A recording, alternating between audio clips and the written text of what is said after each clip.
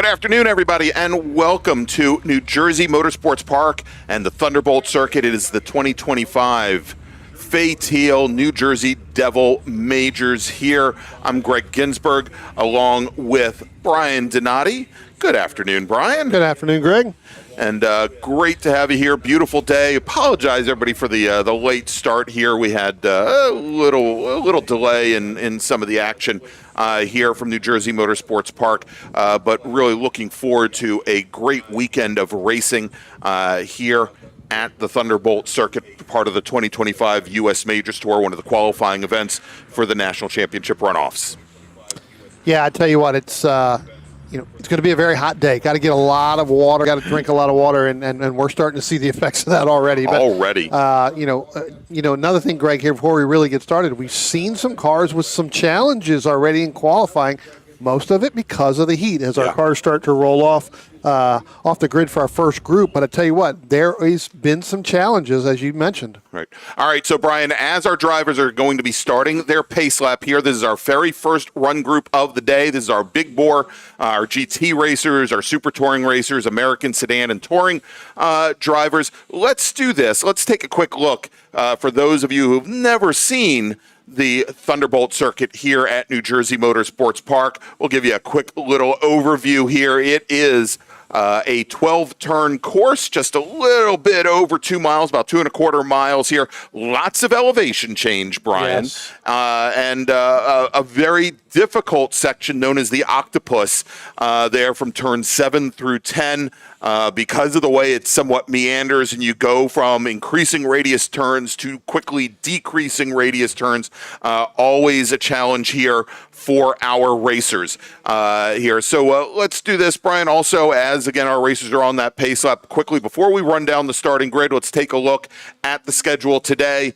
25-minute sprint races for each of our 5 run groups, which we have there at the bottom of the field. So let's take a look as we've got our racers on the pace lap. Brian, I'm going to turn things over to you here to get our grid down for this very first race group. Yeah, we'll start from the top, from the bottom. So starting on the pole in that number 33, in that Ford Mustang, a T1 class, that's going to be Andrew Aquilante. Starting in the second position, in the number 48, another T1 machine. In that BMW M3, that's Brian Goodman.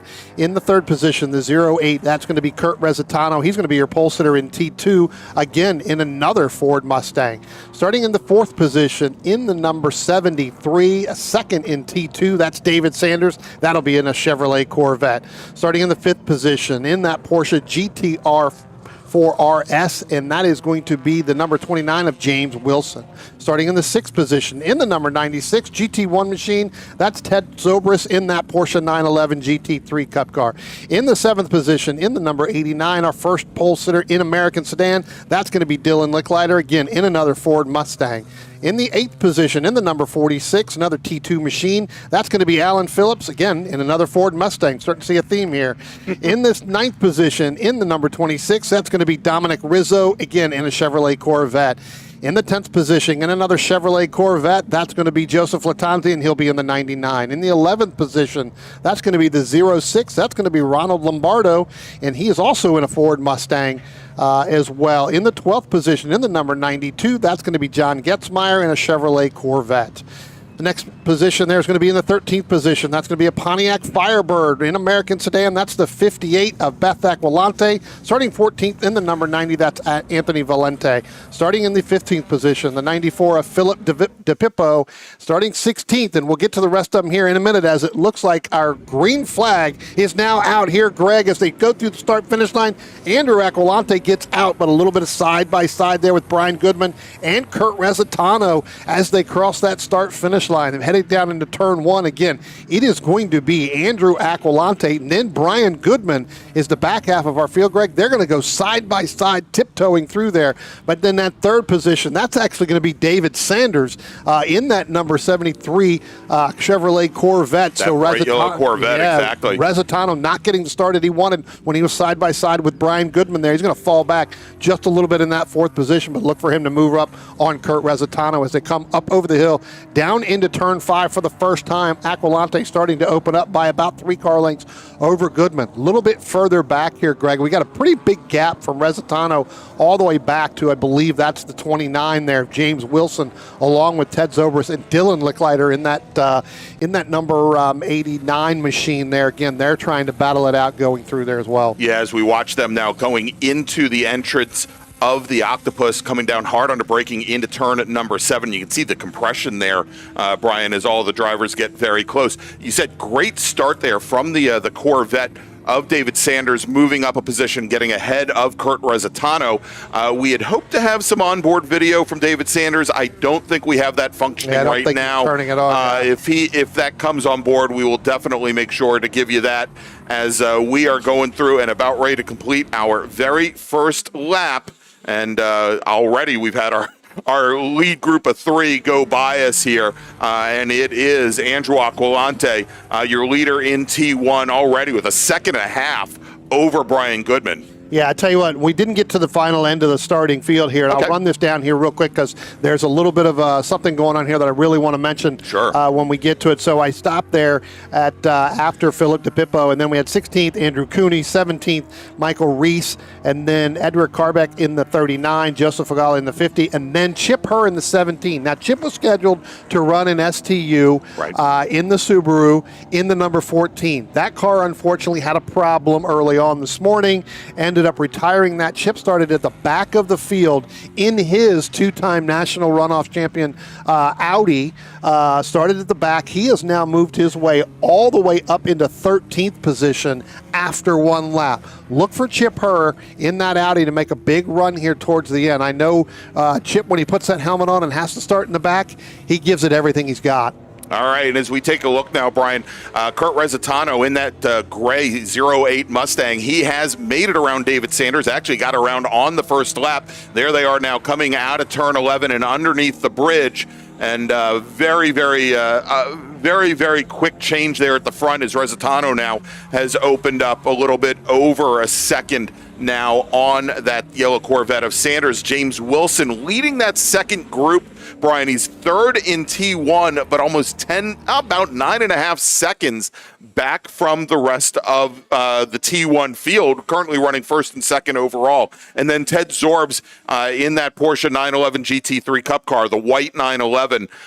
He is currently your leader in GT1. A bit of a surprise to see a GT1 car there, Brian, back so far from the front of the field there with the touring cars taking and going to the point. Yeah, when they came out of turn number 12 there and went by the start-finish line there, you had Ted Zorbs and James Wilson kind of side-by-side, 2 Porsches, but you're right. You don't see that very often where they're so far back, but I think you just get the feel of this car, really kind of getting everything he can out for the most of it. Just let it run. Again, he is the only GT1 car here. Right. Actually, Joseph Folia in that 50 machine, a little bit further back. So Ted Zorb's in that number 96 machine, really just trying to get it dialed in. Yeah, and we were watching for a moment there, Philip DePippo, Michael Reese, and Dwight Cooney in 3 different classes. DePippo in a Mustang, the 94 car, Reese in the, I believe, the yellow number 50, Reese in the silver number 69 Honda S2000, Dwight Cooney in the yellow 57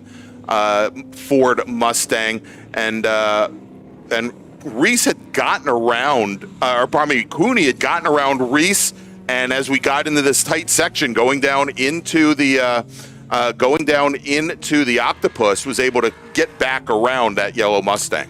Tell you what, if we can, Greg, let's go ahead and go down into probably at this point down into turn 3. They should be coming through turn 1 now. They'll be coming over the top of the hill. There you see it right there. That is the 29, James Wilson, Dylan Licklider. Now throw Chip Herr in that Audi all the way up to 8th place after just 3 laps, starting shotgun on the field here in that 20th position. So pretty good run there by Chip right out. And that car hasn't been on track here all weekend long. Yeah, as he comes out and he takes a quick look down to the inside underneath Licklider and Wilson going into turn 5.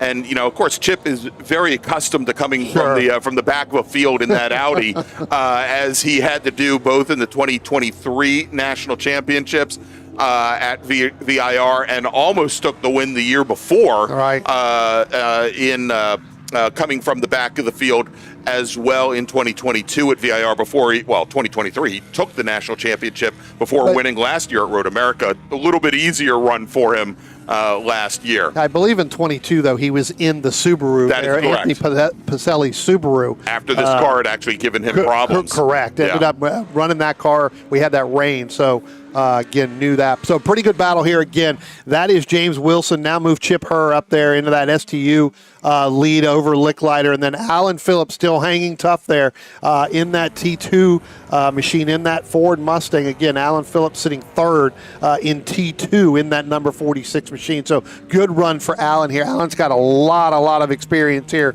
So definitely able to keep up with those T1 cars as well as that STU Audi of Chip Herr. All right, and we are starting to see now where Zorb's in that in the 911 areas. He just comes to our frame now, starting to really separate himself out from Wilson, Herr, Licklider in this group as they now are following through. As Herr now takes a quick look underneath James Wilson in the number 29 machine, and he gets that pass made coming through turn 5, Brian. Yeah, it was almost as if James Wilson is holding up the rest of that group because, Greg, if you look a little bit further back, you've got Licklider, Phillips. Now throw Lombardo in there along with Joseph Latanzi in that 99. Now also the 26 there, Dominic Rizzo. So really from 6th all the way back, we'll say 7th all the way back to 12th now, that gap. Chip Herr's opening up on Wilson, but Wilson seems to be holding up that entire group there, especially coming through the Octopus here. We'll catch them coming out down underneath the bridge, but yeah, definitely closing down hard on that James Wilson number 29 machine in that Porsche GT4 RS. Yeah, and you mentioned there in that white with blue Mustang, right in the middle of this pack, that is Ron Lombardo, a mechanical contractor out of Tuxedo Park, New York, Brian. And let's jump ahead here to turn 1 as they're coming in right now. Made his very first attempt at the National Championship Runoffs last year. Plans to go back this year as well in what is a factory Ford prepped race car. Actually, I think it gets a little help from Phoenix Performance as well. Sure, right, exactly. Came through, was walking through the garage here this morning and this afternoon. Noticed a little bit of right rear damage on that 06 machine, but looks like they've got that thing all taped up, ready to go. So that car looks pretty good. So that car making some pretty decent time. And good battle going on right now between James Wilson and Dylan Licklider. Wilson, again, in the T1 Porsche with Licklider, your American sedan leader. And for a moment there, Licklider had actually come underneath Wilson going into turn 5. A little bit more power, actually a lot more power from Wilson in that GT4 RS Club Sport, is able to get back around the American sedan Mustang. Yeah. Dwight Cooney in that 57 American sedan in that yellow Ford Mustang down on pit roads. It looks like Cooney's day is going to be done a little earlier than anticipated there, but only completing 5 laps. So, again, Dwight Cooney. Yeah, I was looking, he's out of our view there. And Joseph Foya, we saw him earlier this morning too, had some problems. He didn't even take the green flag here. So again, hopefully Joseph can get that fixed up for tomorrow, get up and come out and run with these guys in that Group 1 tomorrow morning.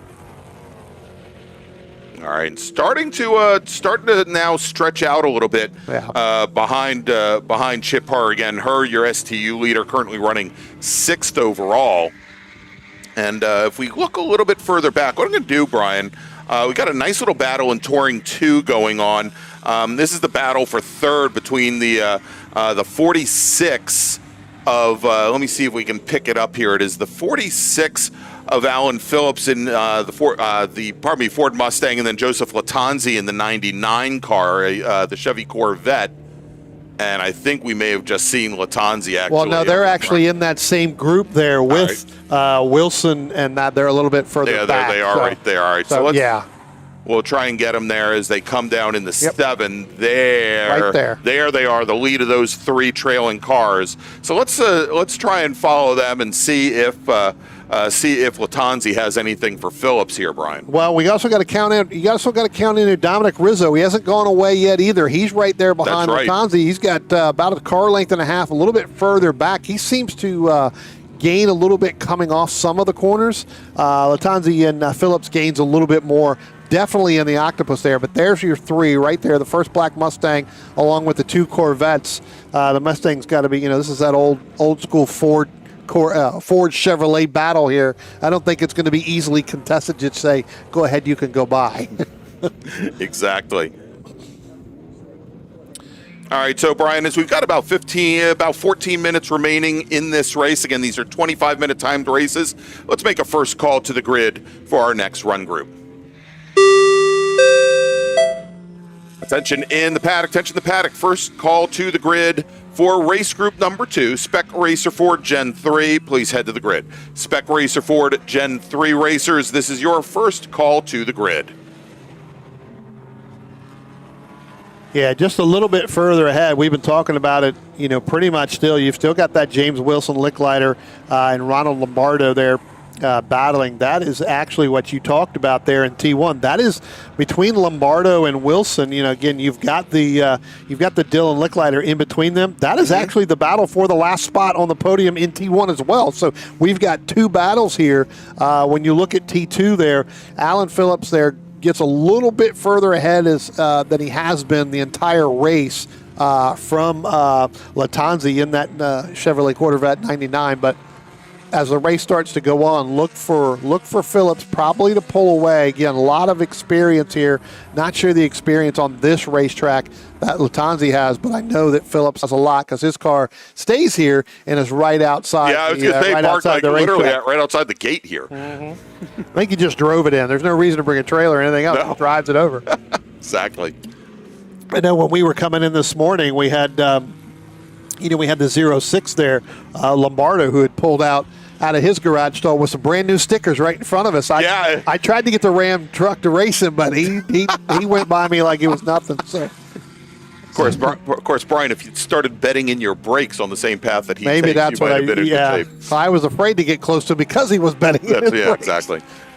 And I know his brakes in that Mustang is a little bit better in my Dodge Ram there. So, all right, I want to thank, of course, we got Charlie Abel in the chat as well as Guile the Car Guy joining us on the Washington, D.C. region YouTube channel, Brian. And this is the first time here.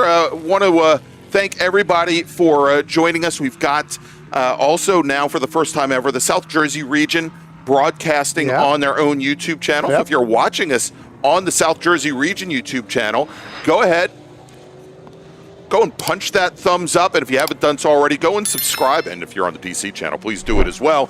That is going to help us push SCCA majors racing and road racing to more people around the country and around the world. So thanks for joining us, everybody. Yeah, kind of first time ever here with the New Jersey region kind of rolling that out, right? So, again, let's pick up some subscribers there. Keep this thing rolling as well along with the DC region. Go ahead and roll them all in there. That's right. So again, still watching that battle here, several battles here, right? That's you got the last podium spot between Wilson Lombardo with, the American sedan machine, Dylan Licklider kind of in between that, and then you still got the Phillips, Lutanzi, and Rizzo. Guile, the car guy, says Mustangs dominate, and right now it is true because our overall leader in that T1 and overall leader in this group, Andrew Aquilante in that 33 machine, Greg, he's kind of set sail. He's got 21-second gap over second place in T1, Brian Goodman in that BMW M3. So Andrew Aquilante kind of really setting sail here. And again, another driver that's got a lot of experience here on this racetrack. Well, and a many time, forgot at this point, 9 times? I'd have to take my shoes off to count. Yeah. I don't have all my fingers. Many-time national champion, and has jumped out to, at last check, almost a 22-second advantage over Brian Goodman and his BMW M3. The only challenge for Andrew right now in this race, again, with that big lead, Greg, is to see whether or not when he rolls over the curbs and gets into the apex, whether or not he gets that car up on 3 or 2 wheels. That's right. Because he's been known to do that several times in numerous racetracks. I've actually got several photos of him up on 2 and 3 wheels. All right. Door to door here now, Brian, coming through turn 1. And I think we may have a change in position now over that, again, is that battle for third in Touring 2 here as Joseph Latanzi in the Corvette now gets around Alan Phillips. Yeah, right now kind of going through there. They were still side by side, but they also got to look at, like I said, Dominic Rizzo not going to go away. But, Greg, with that battle going on, you also have, and we just talked about him, Andrew Aquilante. He's now in the back half of this coming up in this battle as well. So that's going to play a little havoc not only with that. He's going to be much faster. He's going to get through. Rizzo is going to go to the driver's right. Let our leader go through. Maybe he could follow him through. We could see Dominic Rizzo end up taking that and going all the way through there, but it doesn't look like he's going to get that done. But you're right, Greg. It does look like Latanzi's gotten around Alan Phillips in that position. And that would be for third place in that T2, just as you mentioned. Indeed, and both Phillips and Latanzi end up conceding positions to our overall leader, Andrew Aquilante, as that Phoenix Performance Machine now makes it through this entire group. And there you go, Aquilante with the daytime driving lights, Brian, or perhaps, lights on for safety. Let everybody else know that a faster vehicle is coming through. Things do appear closer in your mirror than they do, especially with him, because by the time you look in the mirror, he's already by you. So at that point, it doesn't matter. So he's definitely got it on. So with about 8 minutes left to go here in this race, Greg, not sure we maybe want to make another call to the grid if we can, because I'm not seeing anybody down there just yet.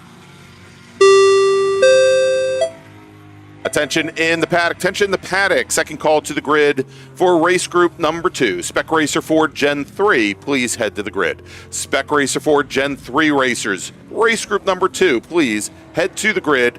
Your race is next. Again, pick up that battle coming down through there.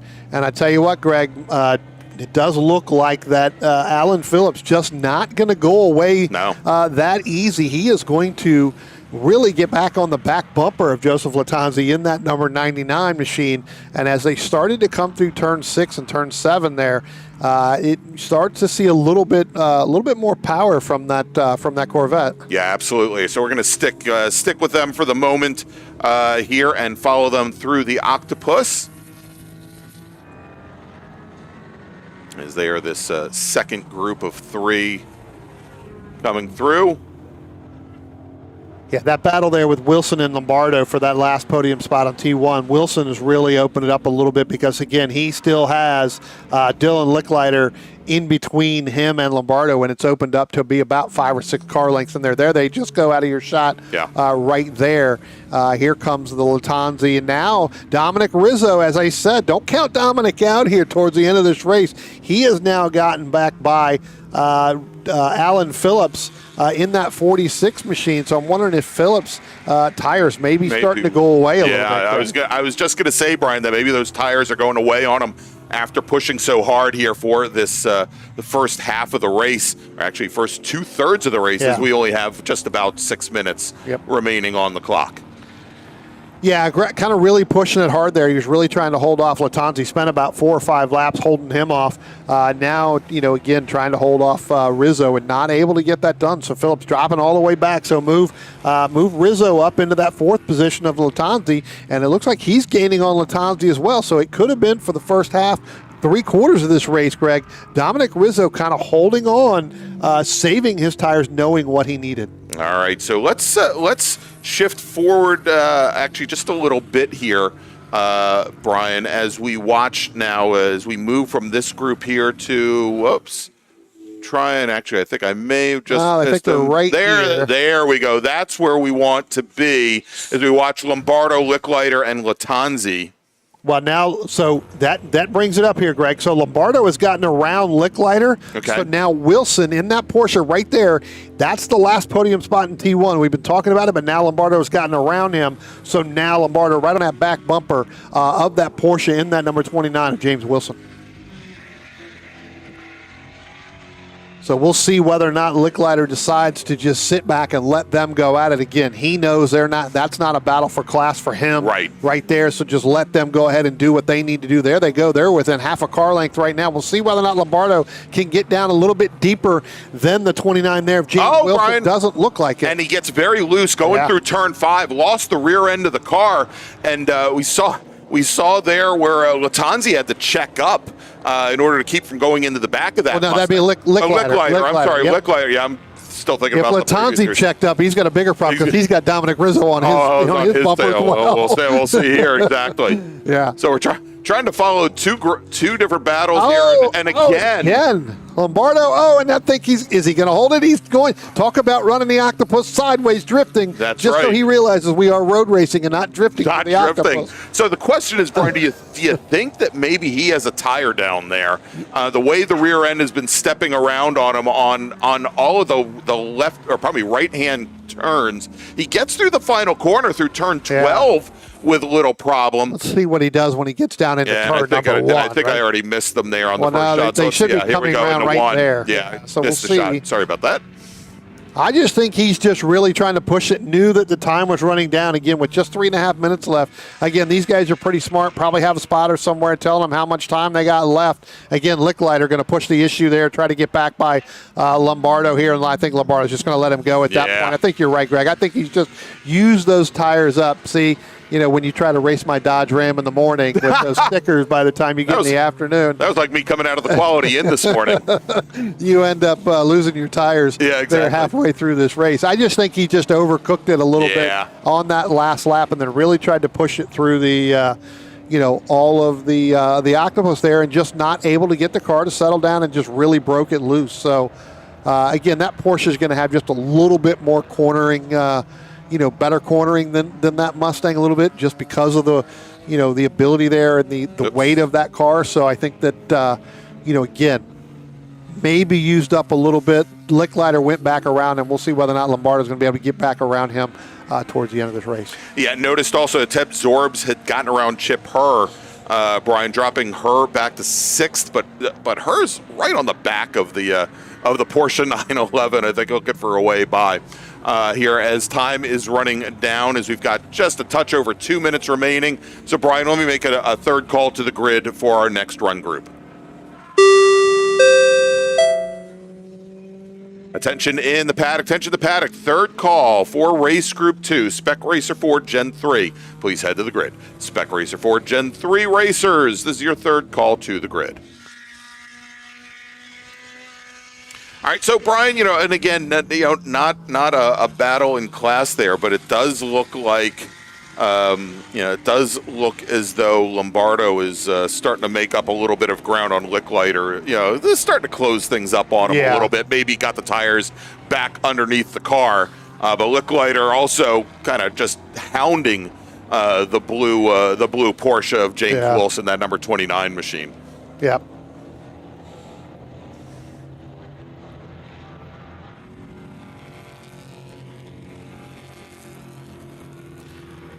It looks like we're going to get the one to go right here for our Andrew Aquilante, as now he's going by Chip Herr.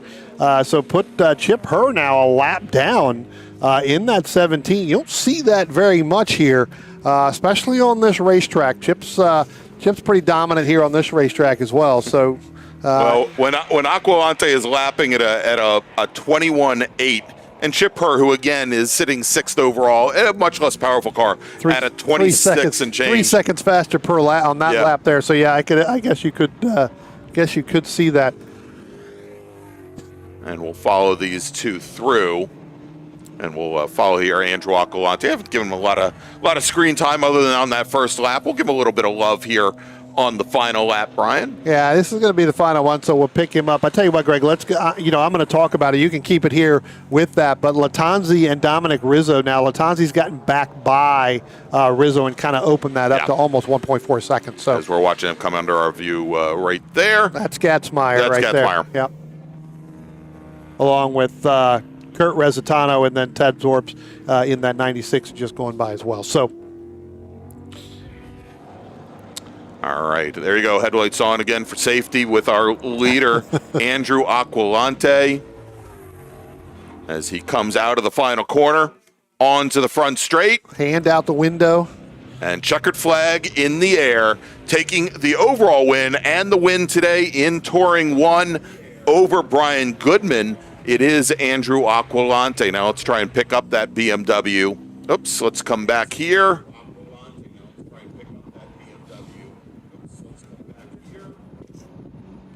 Have we seen?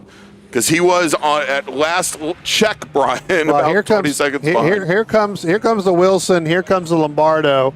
So again, that's going to put Wilson in third. Brian Goodman definitely has already gone by. Wilson's going to finish in third in T1. Lombardo is going to end up finishing fourth in T1.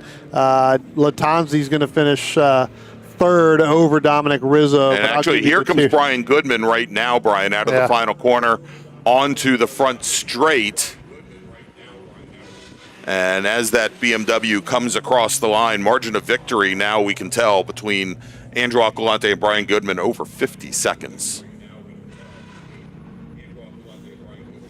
So it's going to be Aquilante, Goodman, Wilson, your top three in Touring 1.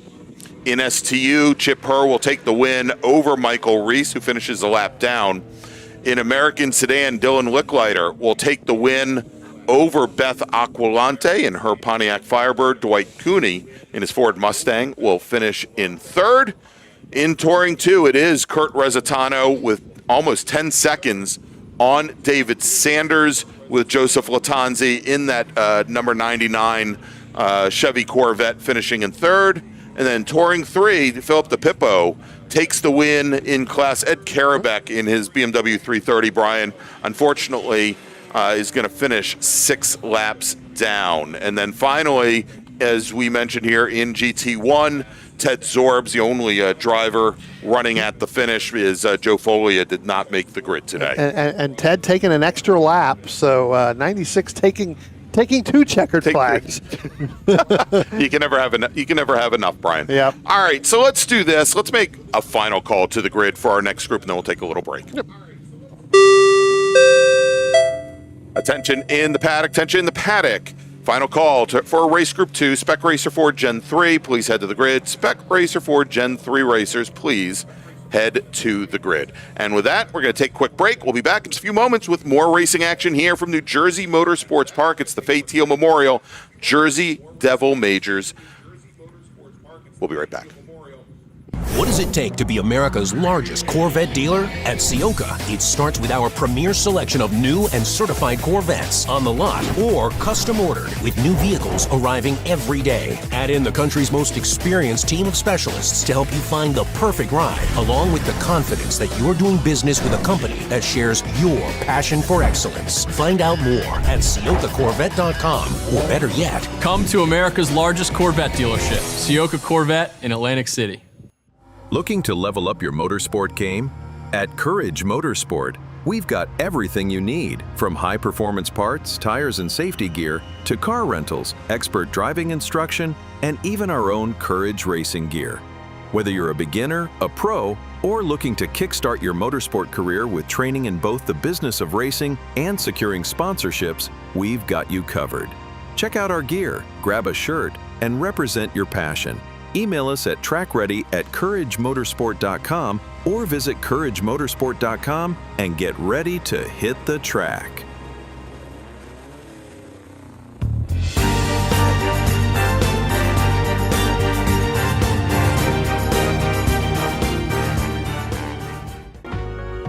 Cornerstone Financial Advisors is a family-owned and operated full-service financial planning firm in Haddon Heights, New Jersey. Advising clients throughout the country for over 33 years, certified financial planners Michael and Shauna Lamena offer a comprehensive financial planning service including retirement investment, life insurance, and estate planning to both individuals and businesses. Every plan is detailed and specifically tailored to either the business owner or the individuals they specialize in, putting you on the right track.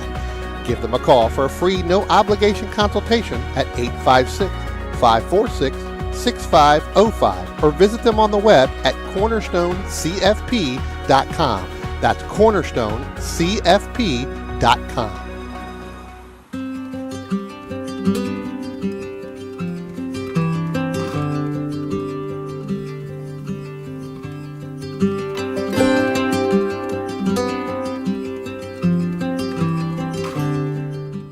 Willing and Able Racing offers top-quality spec race car rentals with full setup and repair services, including trackside support for SCCA, NASA, VRG, and other organizations' road race, time trials, and track day events. Their spec racer Ford specialists and each of their Gen 3 machines sports a SATAV sequential transmission and a data acquisition system. Also offering spec Miata rentals, Willing and Able is currently taking reservations for the remainder of the Mid-Atlantic Road Racing Series season. For more information, email Willing and Able at rent@wnaracing.com, see them on Instagram at WNA Racing, or visit their website at WNARacing.com. Willing and Able would like to thank all the volunteers this weekend who've graciously donated their time so that we may race.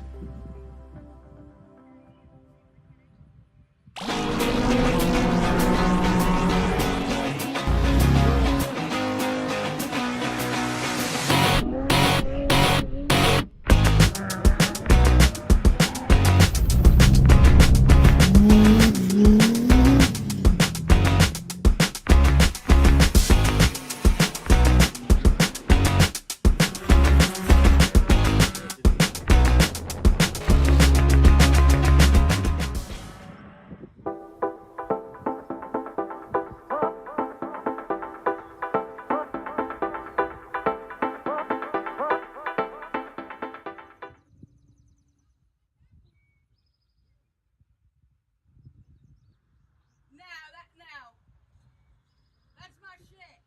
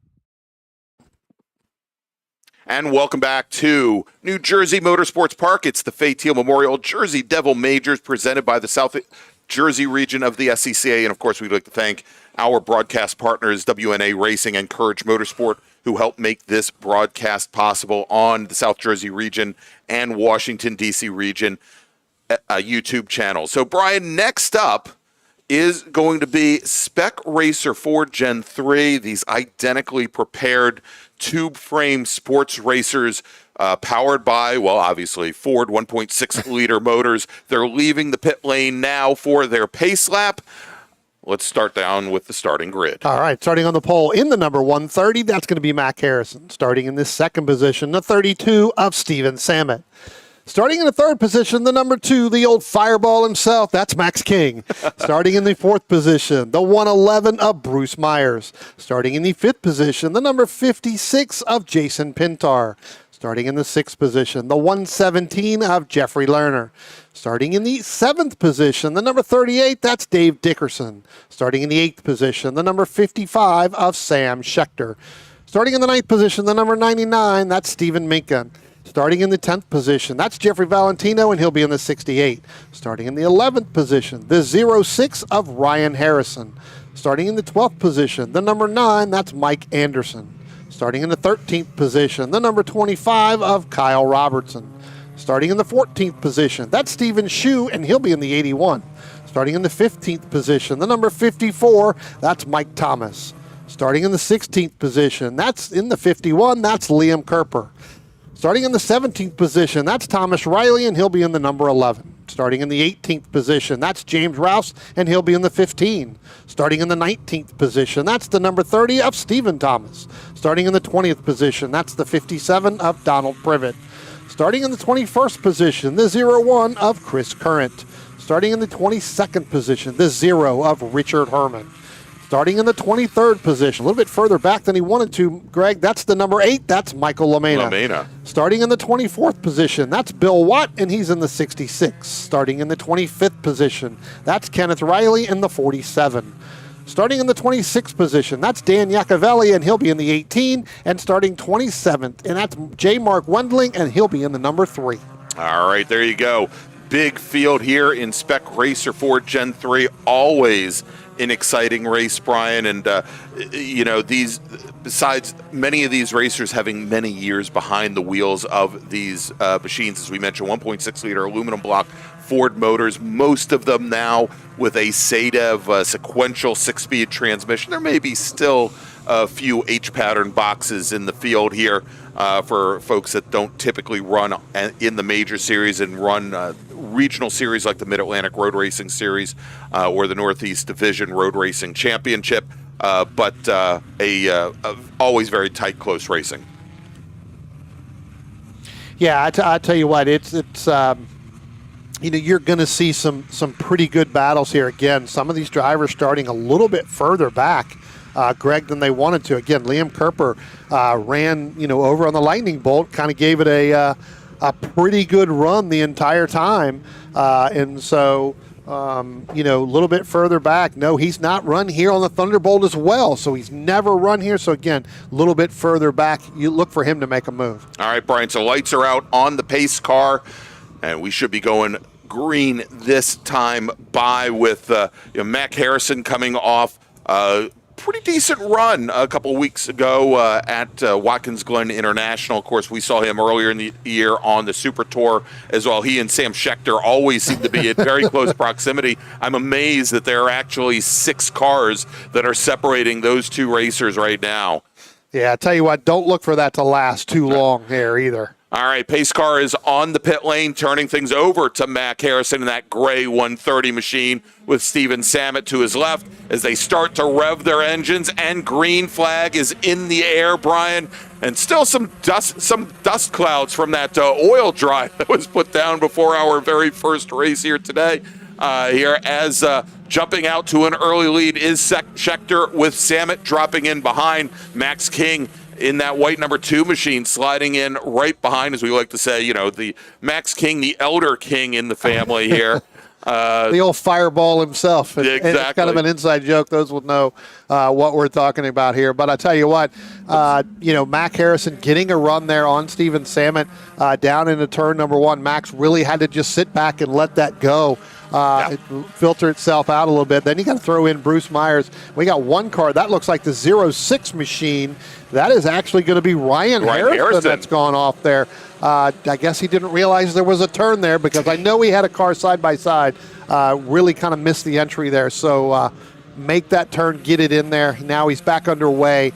So again, looks like he's going to be a little bit further back. Ryan Harrison's got his work cut out for him. Yeah, indeed. As he was running 10th at the time, he's going to drop at least 16 positions, Brian, now all the way to the back of the field, as Sam Schechter now is leading that field through the S's there over at turn 11. It's Mac Harrison. Did I say Mac? I'm sorry, Mac We're Harrison. We're so used to seeing Mac and Sam together. It's kind of like mac and cheese, right?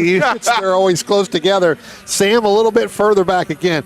A lot of this, Greg, has to do with the heat that's in this racetrack right here. There's some guys that came a little bit. I walked around the garage this morning, walked around the paddock, was talking to some people.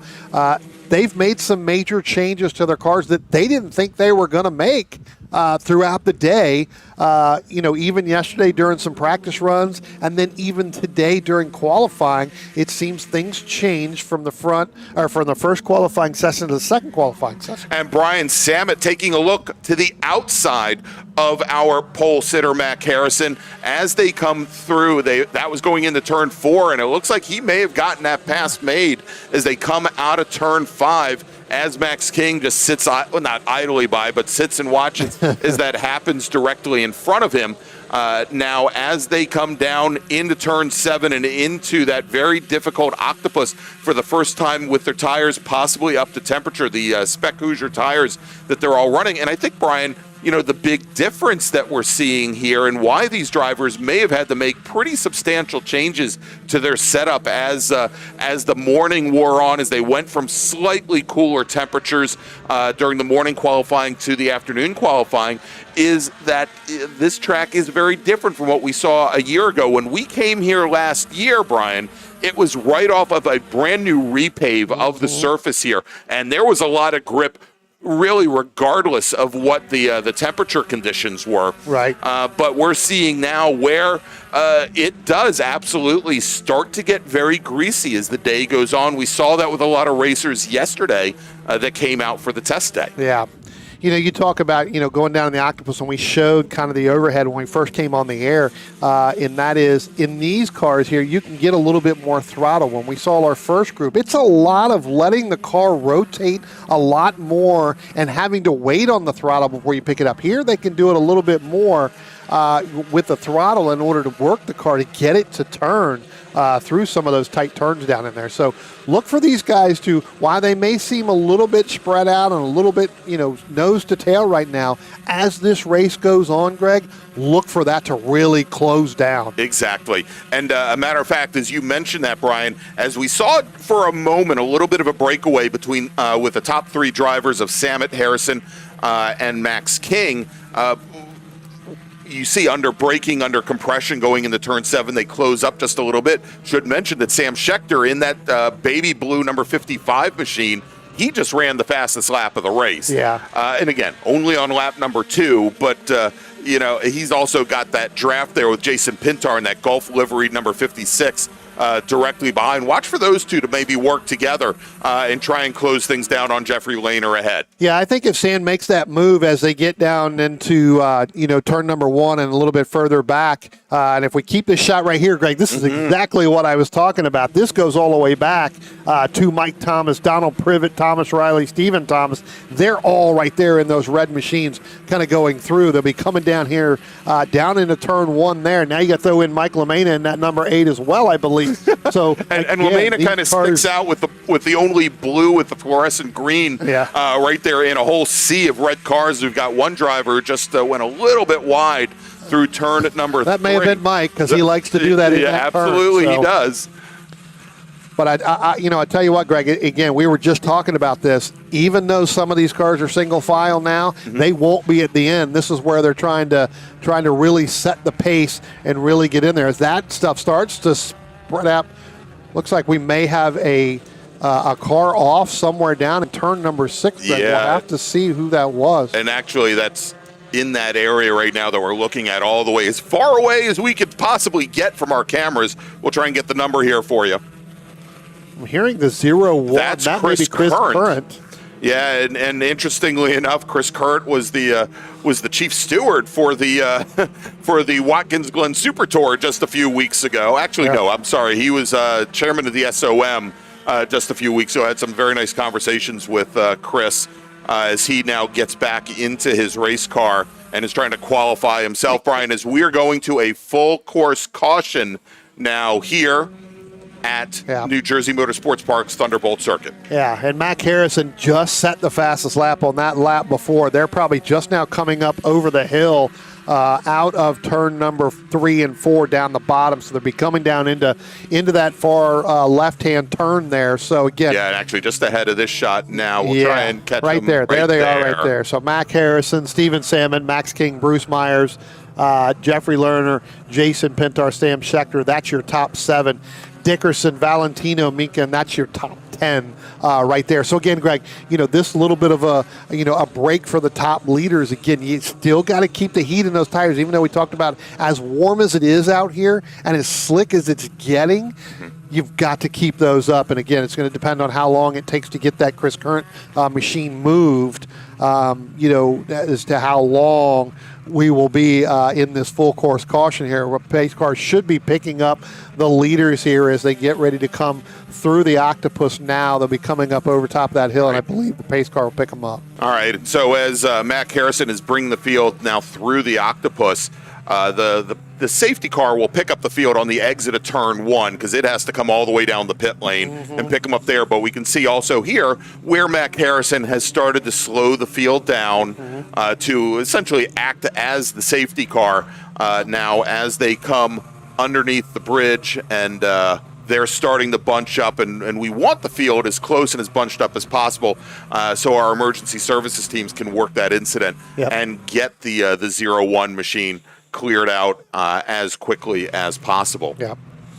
All right, so again, we are working here under full course caution. These are 25-minute timed races. And now we will see here as Mac Harrison brings the field through turn 1. Now, I don't see the safety car, but we'll see if... Oh, the safety car, Brian. Let's move over to our next corner. Yeah, he's already out there. He's waiting patiently. Yeah, that safety car, when I looked out the window, saw him take off kind of a little bit. And again, that Corvette, that Ciocca Corvette, that's got some pretty good power on there. As actually, the other one has some good towing capacity as well. I was going to say, so the white one. The safety car here provided by Ciocca Corvette, one of the South Jersey region's sponsors, one of the 2 safety cars that they have here.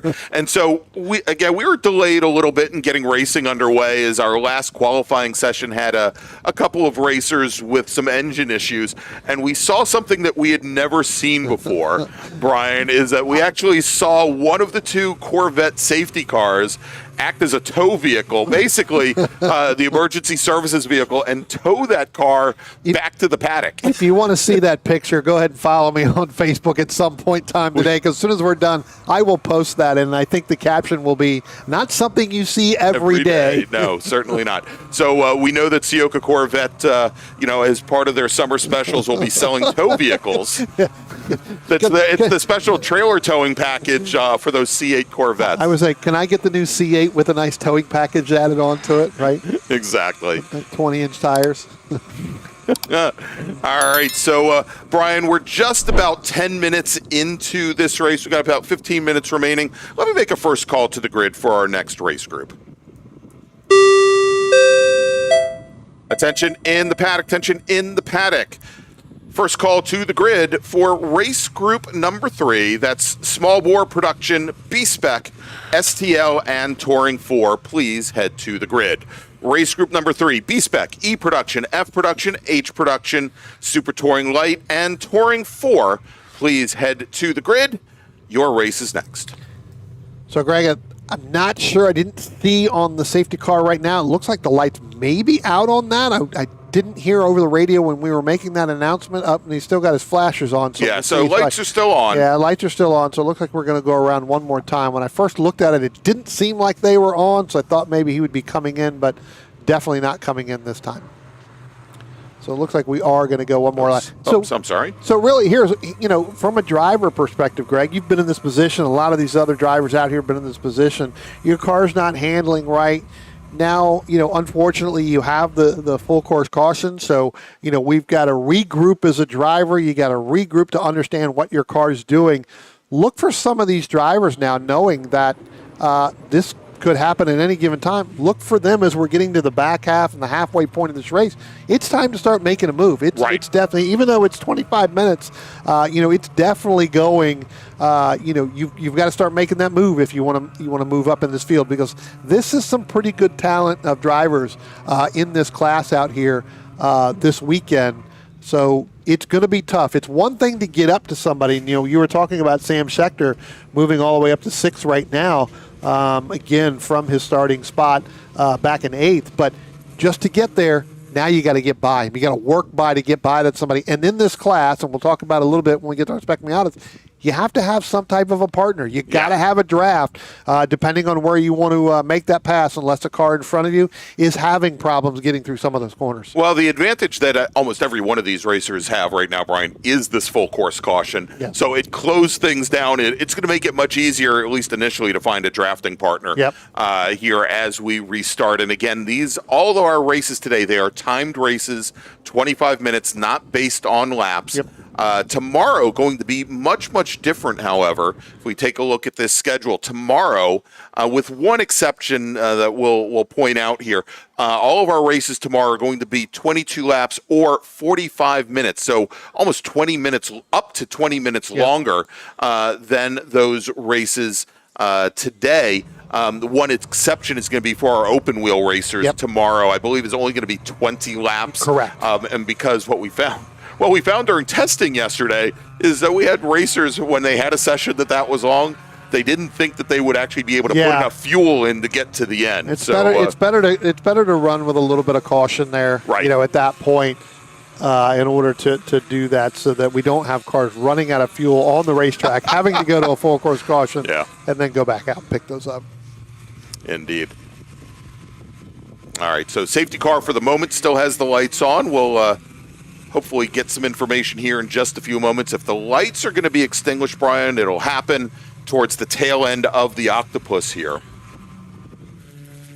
Well, that incident is just out of the camera view down there, too. So it's right outside, and we still got some safety equipment down there. We have the tow truck down there pulling Chris Kern. So we're going to have to see. Looks like they're starting to hook that car up now. So hopefully within a lap, we'll be able to get them. Our safety car now is just now coming up, getting ready to come up underneath the bridge. As I look out there, it looks like the tow truck is starting to leave.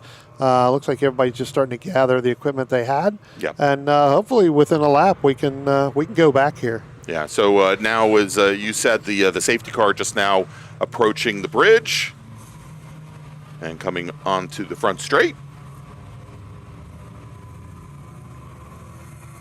And with that car, they won't have to go all the way around the racetrack. There's a cutout there that they'll be able to pick up and cut through and bring it in through the back door there. It looks like all of our safety vehicles are now moving. So it does look like that we potentially could be, this would be the last lap. Next time by, we could be going green.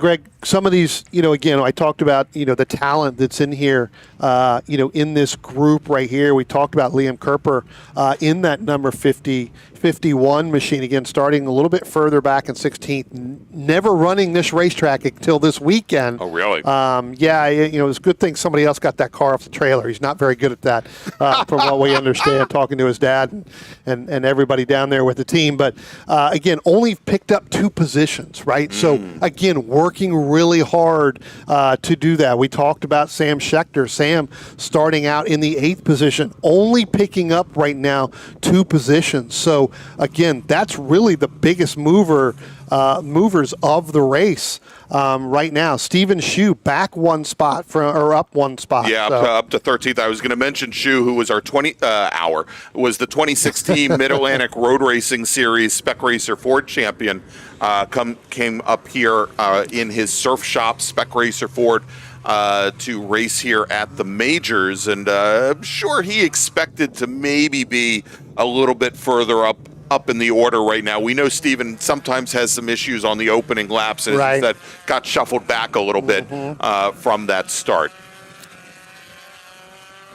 Yeah, again, Dave Dickerson back 1 spot, 7th to 8th. Jason Pintar from 5th all the way back now to 7th. So again, you can see really what it takes with these drivers. It is very hard to get around some of these drivers with the talent and with the experience that they have on here. As we're safety car getting ready to come down through the Octopus now, Greg. So I look for lights to be out.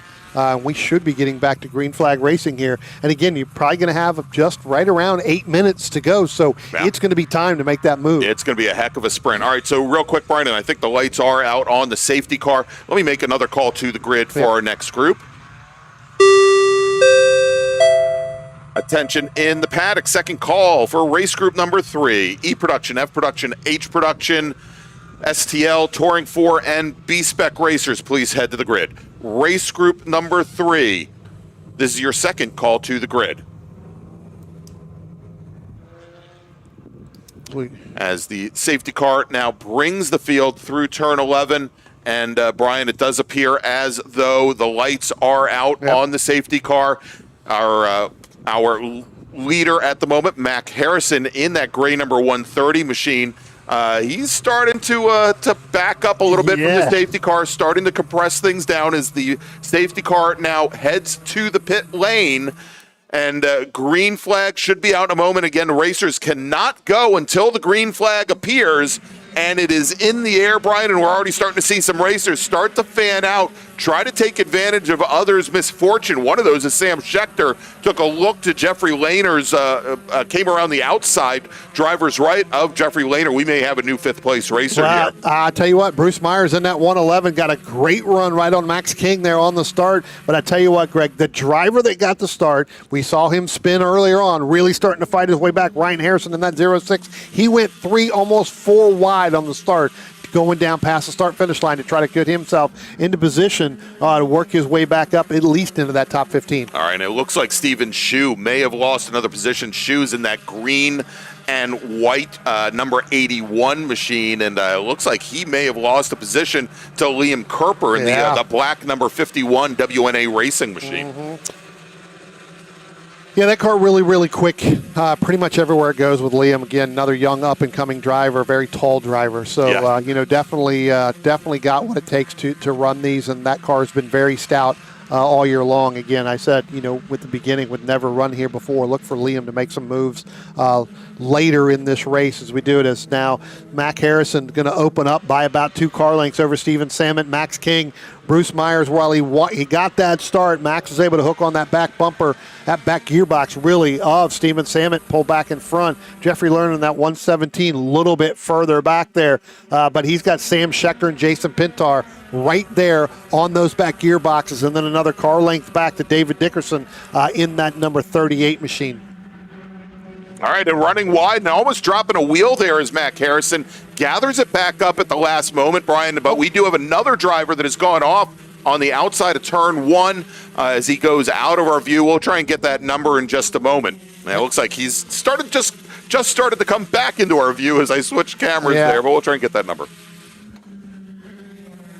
I think I don't know if that was the 56 there of Pintar or not.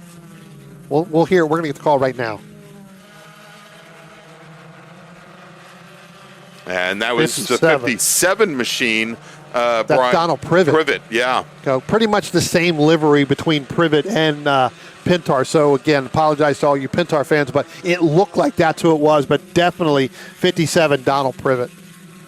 And I think we're going to have some major changes here in the running order, Brian, as I'm seeing now a number of racers have gone off as well. Looks like the 16 machine has had some issues as well as he now recovers and gets back underway.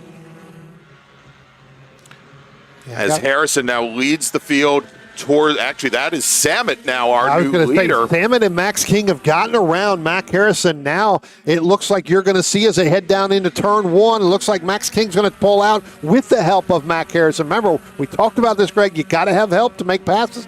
Definitely on the straightaway.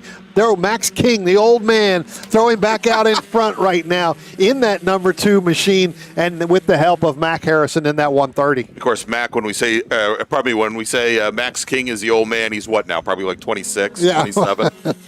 Oh, we got another driver running a little bit wide, coming out of 3, trying to open up that corner, trying to carry him. We're seeing that was Steven Shue again in the that green and white number 81. Again, really pushing the issue with these cars right now, Greg, because they know with just under 3.5 minutes left to go, it is go time. Yeah, they've got possibly 3 laps remaining, including this one here, Brian, as Max King leads the field now through turn 6 and into the octopus here as we're working lap number 11. And that was actually not Steven Shue going off. That was the 06 of Ryan Harrison. So Ryan Harrison really, really working hard in that 06 machine, pushing everything he's got to the limit to try and get back up into the position of where he was at the beginning when he ended up spinning down there in turn number 5. But your overall leader here, Max King, holding off right now Mac Harrison by about a car length and a half as they get ready to come up underneath the bridge, and then a little bit further back, that's going to be Steven Samet.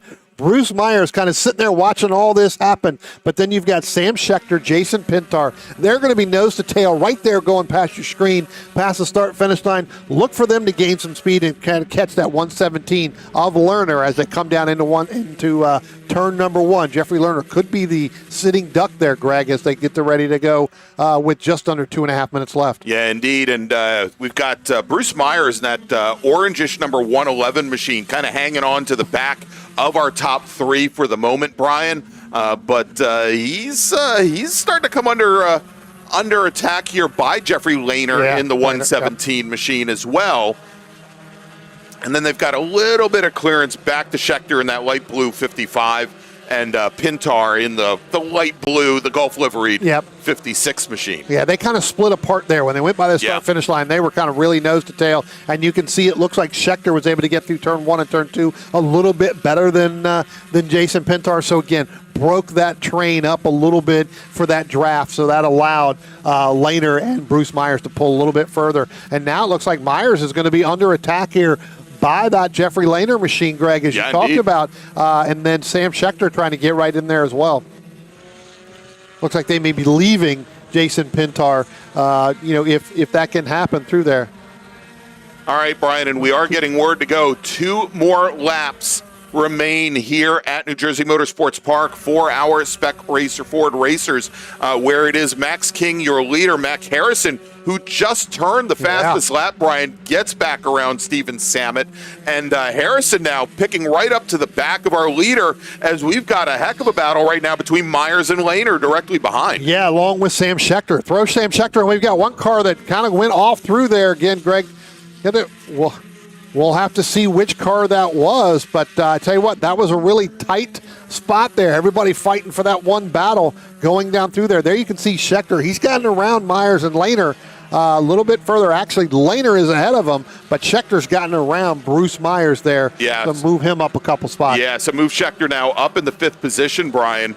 And we're still waiting to hear, get the number on the driver that went off track. It might have been Mincon in the 99 based on where they all were. Again, we'll try and get that number in just a moment.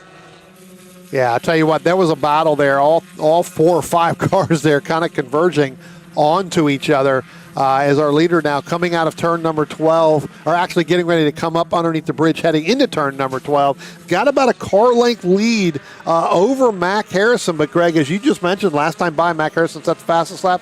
We'll see whether or not he moves back just a little bit to allow Steven Samet to get to him. Again, you've got to have some draft to make some passes. I wouldn't put it past Mac Harrison to do that, to allow Steven Samet to push him up, up to Max King.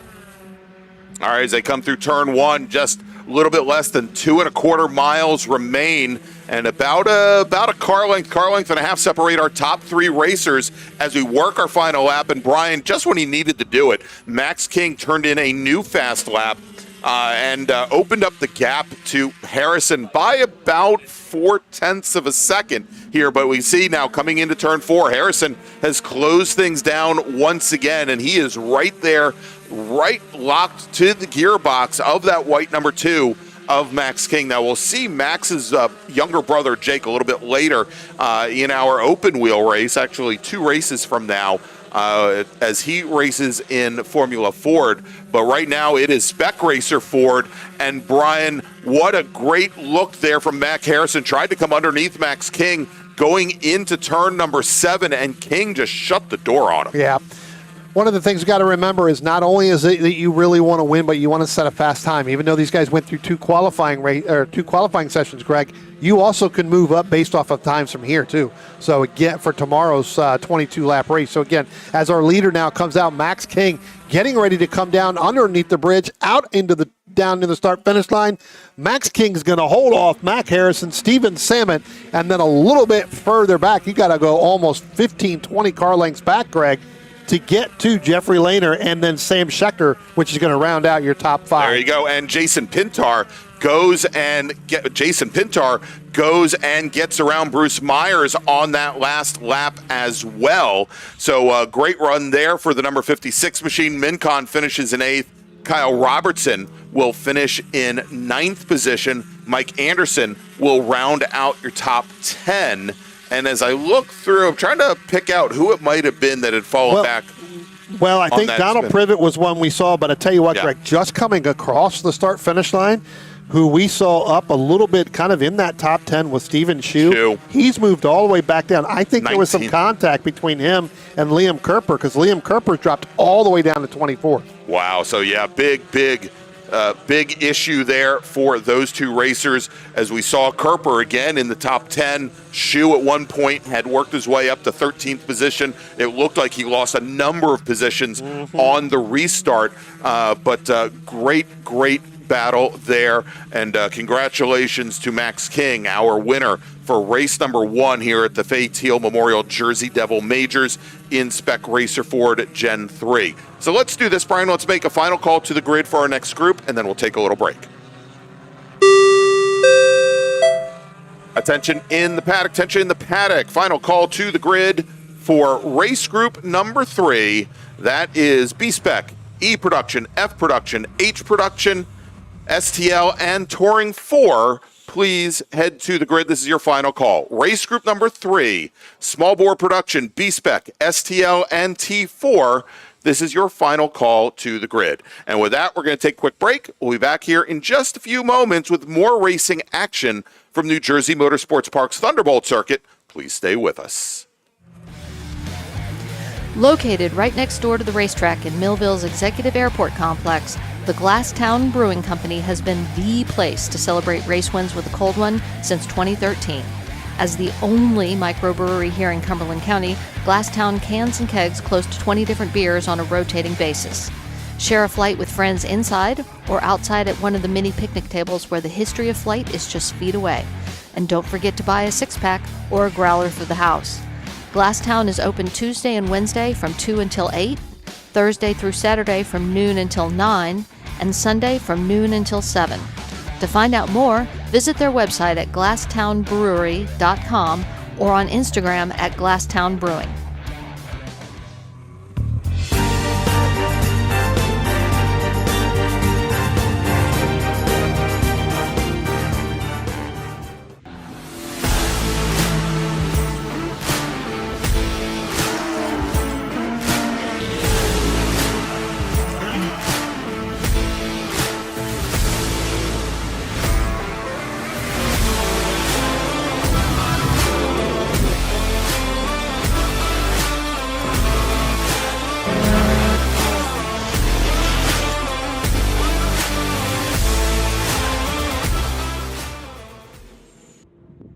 Willing and Able Racing offers top-quality spec race car rentals with full setup and repair services, including trackside support for SCCA, NASA, VRG, and other organizations' road race, time trials, and track day events. Their Spec Racer Ford specialists and each of their Gen 3 machines sports a SATAV sequential transmission and a data acquisition system. Also offering Spec Miata rentals, Willing and Able is currently taking reservations for the remainder of the Mid-Atlantic Road Racing Series season. For more information, email Willing and Able at rent@WNARacing.com, see them on Instagram at WNA Racing, or visit their website at WNARacing.com. Willing and Able would like to thank all the volunteers this weekend who've graciously donated their time so that we may race.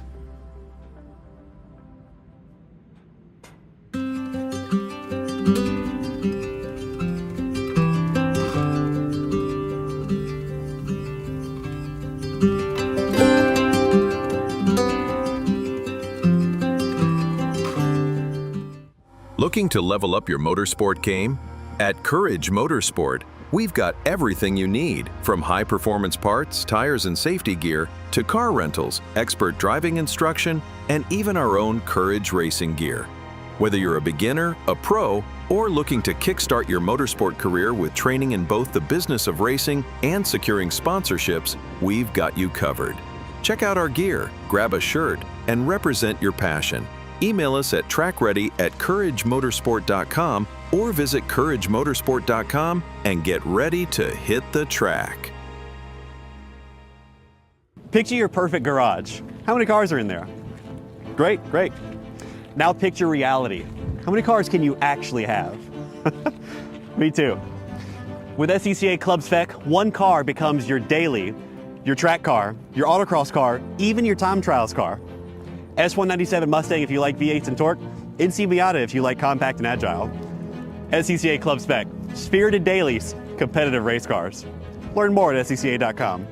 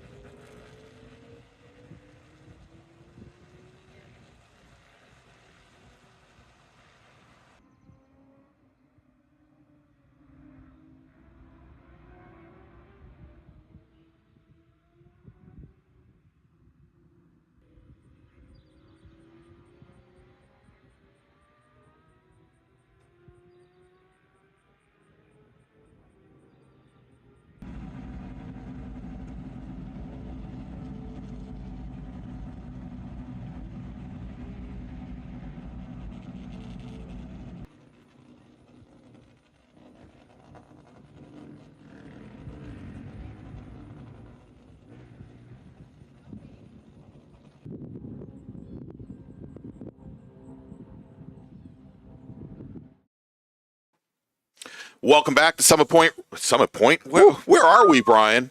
We are we are trying to battle old habits. Welcome back to New Jersey Motorsports Park's Thunderbolt circuit. It is the 2025 edition of the Fay Teal Memorial Jersey Devil Majors, part of the 2025 U.S. Majors Tour. I'm Greg Ginsberg, the guy who can't remember where the heck we are. He's Brian Donati, who I know where I am. You know, he knows where he is at all times during the day, and we are glad to have you along with us. Brian, next up, our third race of the day. This is going to be for our small bore production classes, E production, F production, and H production, our B-SPEC racers, as well as Super Touring Light and Touring 4. Why don't we run down the starting order? Yeah, starting on the pole in that E production vehicle, that's the number 95 in that Mazda RX-7. That is going to be John Hainsworth. Starting second in the number 37 in his STL, that's Nick Leveroni in that Mazda Miata. Starting in the third position in the number 32, another STL, that's Deacon Greenfield in that Honda CRX. Starting in the fourth position in a Triumph GT6, that's the number 44 in an E production, that's Anthony Parker. That's a beautiful car, by the way, it is. Brian. Absolutely. I got a good shot of that this morning. Saw it at Watkins Glen also. It is a fast, well-built machine. Starting in the fifth position in the number 34, another STL. That's Thomas Polino in another Mazda Miata. Starting in the sixth position, the number 97 in the T4 in that Toyota number 86, Toyota 86. That is Chip Herr. Starting in the seventh position in the number 90, another T4. That's Kevin Fryer in a Mazda Miata. Starting in the eighth position, that's Brad Childs in a T4 machine. The number 87 in a Mazda Miata. Dude, bro. Starting in the ninth position, the number 23, another STL. That is Greg Bogart in another Mazda Miata. Starting in the 10th position. Here we go. Now we don't have a Mazda Miata. Oh, thanks. Starting in the 10th position in that number 11, that's Eric Benazik. And that is in a Honda Civic in an H product in your pole sitter. Yeah. Starting in the 11th position, the number 123, that's Brian Hune in another STL Mazda Miata. Starting in the 12th position is the number 76, that's Warren Sackman in a Mazda Miata. Starting in the 13th position, the number 33, that's Oliver Lucier in a T4 machine in a Porsche Boxster. Starting in the 14th position, number 8 of Laurent Frumax, and that is a Lotus 7, Greg, at F production. Starting in the 15th position in the 08, Matthew Benazik in a Honda Civic, and that's in H production as well. Starting in the 16th position, the 150 in an F production, that's Tom Burge in a Mazda Miata. Scheduled to start 17th, and this is, we know for a fact that this motor has expired for the weekend. That is the number 5 of Tom Roaring. In H production, that was a Toyota Yaris. Starting in the 18th position, in the number 24, another T4 machine, that's Alex Cumming in a Mazda RX-8. Starting in the 19th position and on the pole in B-SPEC, that's the number 98 of Dan Conway in a Mazda 2. Scheduled to start 20th in the number 36. That was Robert Ahern Jr. in another Mazda 2, but we also know that motor has expired on the car this afternoon in the second round of qualifying. Scheduled to start 21st in the 120, another E production. That's Michael Thompson in a Porsche Boxster. Starting 22nd in a B-SPEC, number 57. That's David Rosenblum, and he is in a Mini Cooper, Greg. All right, there you go. That is your rundown for race number 3. And Brian, with all those engines expiring, it shouldn't surprise you that we've also had a number of our cameras expire as well, as they are starting to succumb to the heat. Somebody a little bit earlier asked, "Why are the cameras so far away?" And the answer is so that our camera operators can go and get cooled down more easily. They don't want to be close to the pavement there. Yeah. But apologize. Hopefully some of them will come back on board, but we're going to bring you the best broadcast we can as that beautiful Ciocca Corvette, C8 Corvette pace car, driven by, I believe, Ed Jenks from the South Jersey region of the SCCA, has the field starting to form up behind. And as they come through, our pole sitter, John Hainsworth, who had a great run at the National Championship Runoffs this past year, Brian, in that beautiful open-top Mazda RX-7, second-gen RX-7. He had a great run until he didn't, unfortunately. And that's just kind of how things ended up for him now. Oh, look at that. Our turn 12 camera comes back to life. Pace car on the pit lane, there on the pit lane, turning things over to Hainsworth as our starter looks over the field. And Brian, green flag's in the air. We're racing again here once again from New Jersey Motorsports Park. Not a big surprise as Hainsworth jumps out to an early lead over our STL pole sitter Nick Leveroni there, but also jumps out to an early lead over that E-Production GT6, that beautiful green GT6 of Anthony Parker. Yeah, I tell you what, he snuck in there a little bit, keep Anthony Parker back into third, move Deacon Greenfield back a little bit further, back in the fourth position. Deacon just didn't seem like he got the run going down, and you can see the power from these cars of John Hainsworth. It's making the camera a little wobbly there, That's Greg. right. That's all the power that John Hainsworth had on that start. You could feel the rumble on the ground. Tell you what, another car getting around. That's Kevin Fryer getting around Deacon Greenfield. Deacon having a little bit of a problem there, taking off, so not able to get through there. One of our boxers there, I believe that's the 120 machine, Michael Thompson, a little bit further back. So David Rosenblum right on the back bumper of Dan Conway. Again, we talked about Robert Aaron Jr. there having that motor expire along with Tom Broing in that H production. So that moved actually Rosenblum up closer to Conway. Look for that battle because, again, we talk about B-SPEC. B-SPEC, you need to have a partner as well, just like in the last group that we have. We'll see whether or not Conway's able to hold off Rosenblum as they get about a car length and a half a little bit. I do suspect Conway will be a little bit quicker based off of watching those two cars earlier today in qualifying in both of those sessions. Yeah, and so, Brian, interesting things here is you talked about Greenfield and you thought he might get a little bit better start than he did in that little red CRX number 32 machine, who's your current track record holder here in STL. He was out-qualified, though, by Nick Leveroni, who's our 2019 Touring 4 national champion by almost a second and a half. Greenfield is continuing to have some issues with that CRX, very similar to what he experienced at Watkins Glen International a couple weeks ago for the Super Tour, with what appears to be a wiring issue where when that car goes over some serrated curbs, gator teeth, what have you, it ends up shutting down the motor. Yeah. And he has to recycle the electrics on it to get it back up and running. And he said he's become very adept at doing that while the car is still rolling. Right. But it's not something that he wants to have to devote his attention to, as I'm sure you can understand. Yeah, I tell you what, last time by I was watching down at turn 7, Brad Childs in that number 87. He went as wide as you could go without getting to the grass there in turn number 1. That allowed Greg Bogart in that 23 machine to come back up along with Brian Hune in that 123. Again, that is a battle in STL, and that would actually end up being, again, between those two, Bogart and Hune, that's the battle for the last podium spot. Again, still very, very early, but a battle for third in that STL. Again, and they'll be coming into our view here. There is Brad Childs in the white Miata.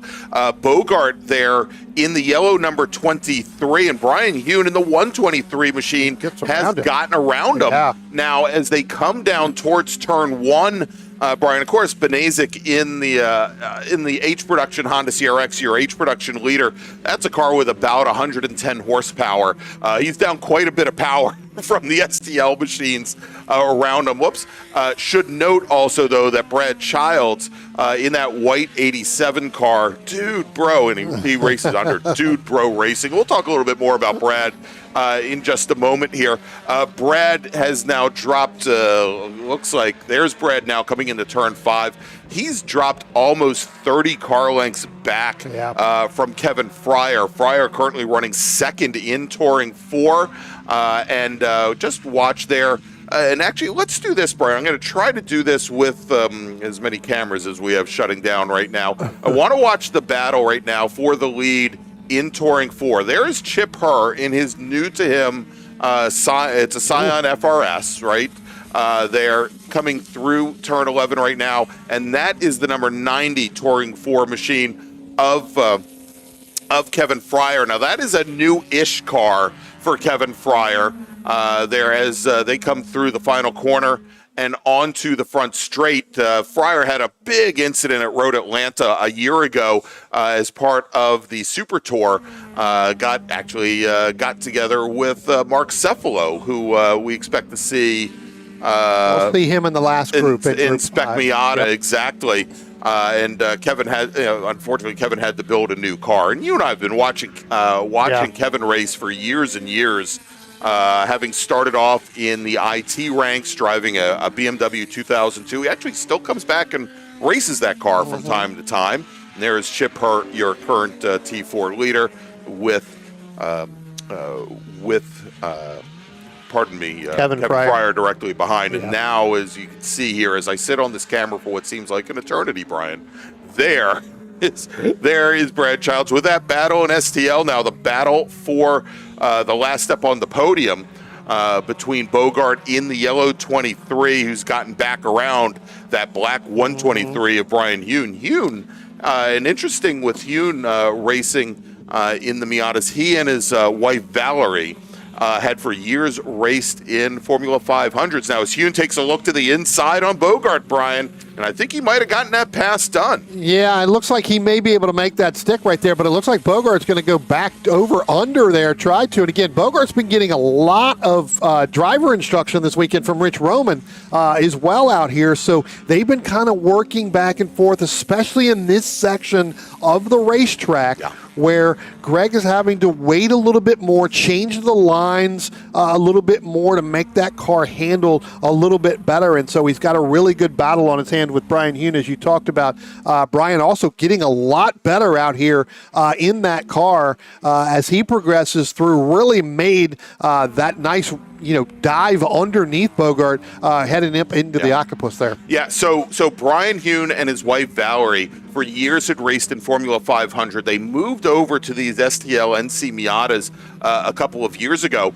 When we saw Brian back in the spring for a regional race on the New Jersey Motorsports Park Lightning Circuit, he had actually brought Valerie's car because it was deemed that it would take less work to get that car together and ready to go. And I think he might possibly still be in that car currently, as Bogart is just absolutely relentless trying to get that position back right now. Hey, shout out Taylor Hyatt in here in the chat.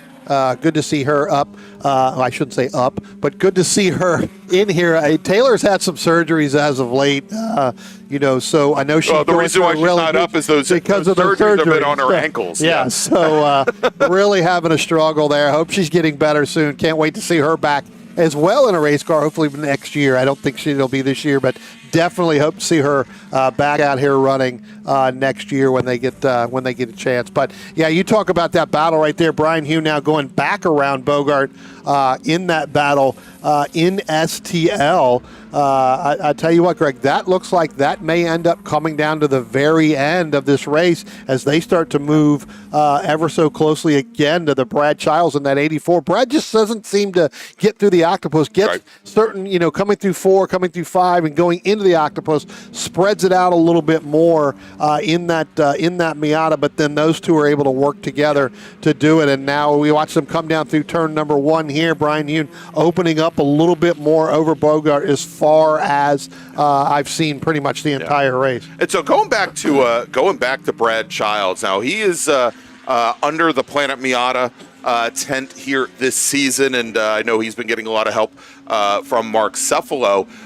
Hails out of Jupiter, Florida, Brian. And interesting story with Brad, and it looks like Hune's going to take a look to the inside of Brad Childs. Again, that is not for a position in class, but certainly he wants to be able to get around and put that Touring 4 car between he and Bogart. Right now, Brad Childs, he is a boat captain, Brian. And we're going to hold him to it. I know the story you're going to. Yeah, exactly. And I mention it almost all the time here. So he had a company that he sold a number of years ago, back in 2017, bought a race car. Now his retirement down in Jupiter, Florida, is a tour boat. I would call it a boat captain for hire. He basically goes and takes folks out on tours.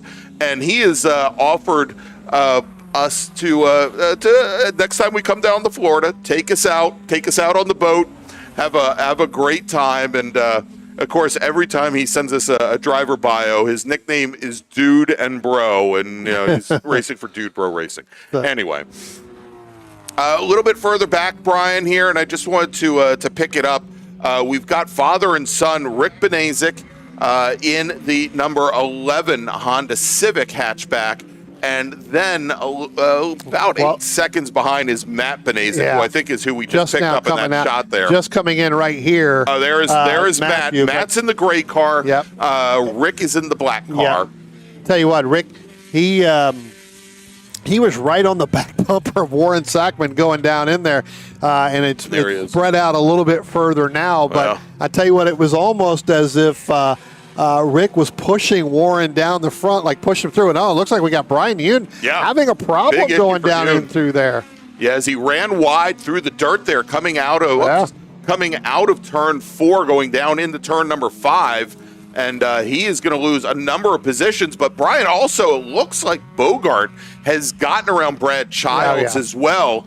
I was going to say, so that H-Prod car of Rick Benazik, it's down quite a bit of horsepower from the Touring 4 and STL machines around him. I want to do this, Brian, real quick, because we haven't checked in with him. We do have one racer right now running an in-car camera for us, and that is Courage Motorsports' Alex Cumming, as Conway goes by him. Yeah, Dan Conway, who was the pole sitter in B-SPEC at last year's National Championship Runoffs, comes right underneath the Touring 4 Mazda RX-8 of Cumming here. Now, of course, Alex Cumming with Courage Motorsports, one of our broadcast partners, helping you bring you the coverage this weekend. But wanted to give you a look at what it's like coming through the Octopus here and how twisty it is, as he's now coming out of turn 11 and heading towards the bridge, as our overall leader, John Hainsworth, puts him a lap down as well. Yeah. And Alex should get a pretty good run on Conway coming up through there. He's going to move over to driver's left. Conway going to move over and catch a draft. Driver's right, cut a little draft. But I tell you what, Conway's going to end up catching right back up to him on the back bumper. Can't really see it in the rear view mirror, but I tell you what, Conway's definitely going to be right there behind him. I can see it just in your right, and it looks like Conway's going to push the issue with Cumming. Again, that Mazda 2's got a little bit better handling through some of these corners than Alex Cumming in that in that RX-8. And that RX-8, normally known for being a pretty good handling machine, very well balanced car. This is also something, and there's Cumming right now with Conway directly behind, still trying to get a handle on that car. He's had it for about a season now. And very different than the first-gen Mazda RX-7 that he had been racing for the longest time. Between that stick axle rear and a fully independent rear, that RX-8, a very different machine. Also, should mention that Nick Leveroni, whoops, wrong corner here, I'm sorry. Nick Leveroni starting to open up. He just went through the shot, I believe, has put the Porsche Boxster of Michael Thompson a lap down.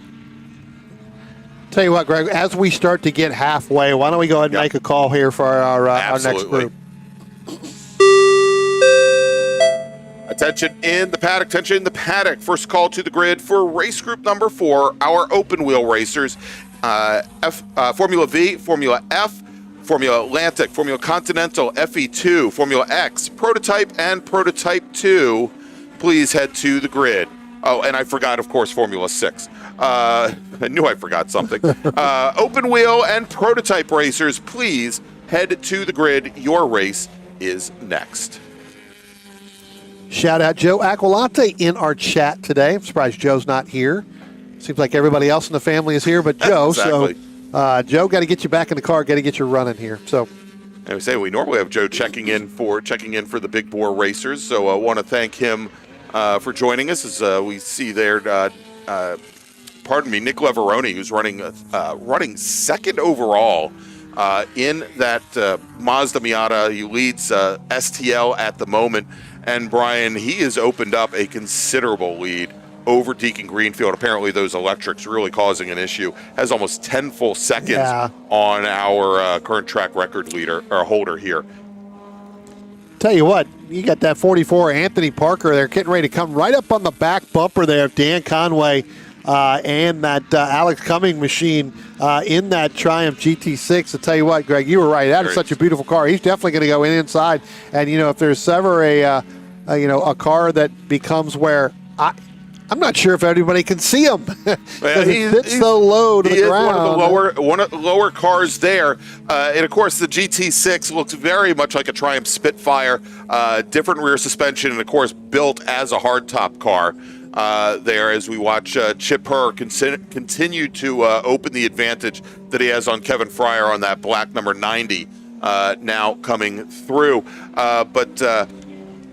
Saw there where Deacon Greenfield's been starting to close things up just a little bit on the GT6. And again, that's not a battle in class. That's a battle for third overall. Parker currently second in E-production. Oh, I'm sorry. Let me move over here as we focus on Chip Herr in his Touring 4 machine. David Rosenblum in that Mini. Still kind of out there running around. David, a little bit off the pace there in that B-SPEC car. Again, David running B-SPEC for several years, got out of it. I think sold some of his cars, and then ended up getting back in this Mini and running again. So good to see David back out here running. All right, so let's gonna try to shift down into the Octopus now as we were checking in with Alex Cumming, and it looks like Alex's in-car video, Brian, has turned itself off as well. It got a little hot as well, just like kind of everybody else here as Deacon Greenfield now gotten around that Conway Cumming machine. Here comes Chip Herr, as you were talking about. It looks like he's getting ready to come up on that Michael Thompson machine in that 120 again. So there goes Deacon Greenfield. There goes Cumming. There goes Conway. The next two cars that will come through the shot here behind should be Chip Herr along with Michael Thompson in that 120. And, we've seen Michael Thompson in other series as well with that Porsche Boxster running as well. So Michael getting a lot of track time out here. Indeed. Probably getting ready to come back here in August, second weekend in August, 8th and 9th or 9th and 10th to come back in here and run that Porsche Boxster. All right, so Brian, with about 7.5 minutes remaining here in this 25-minute timed race, let me make a second call to the grid for our next group. Attention in the paddock, second call to the grid for race group number 4. That is our open wheel and prototypes, Formula F, Formula V, Formula 600, Formula Atlantic and Continental, Formula Enterprise 2, Formula X, Prototype, and Prototype 2. Please head to the grid. Race group number 4, open wheel and prototypes. Please head to the grid. Your race is next.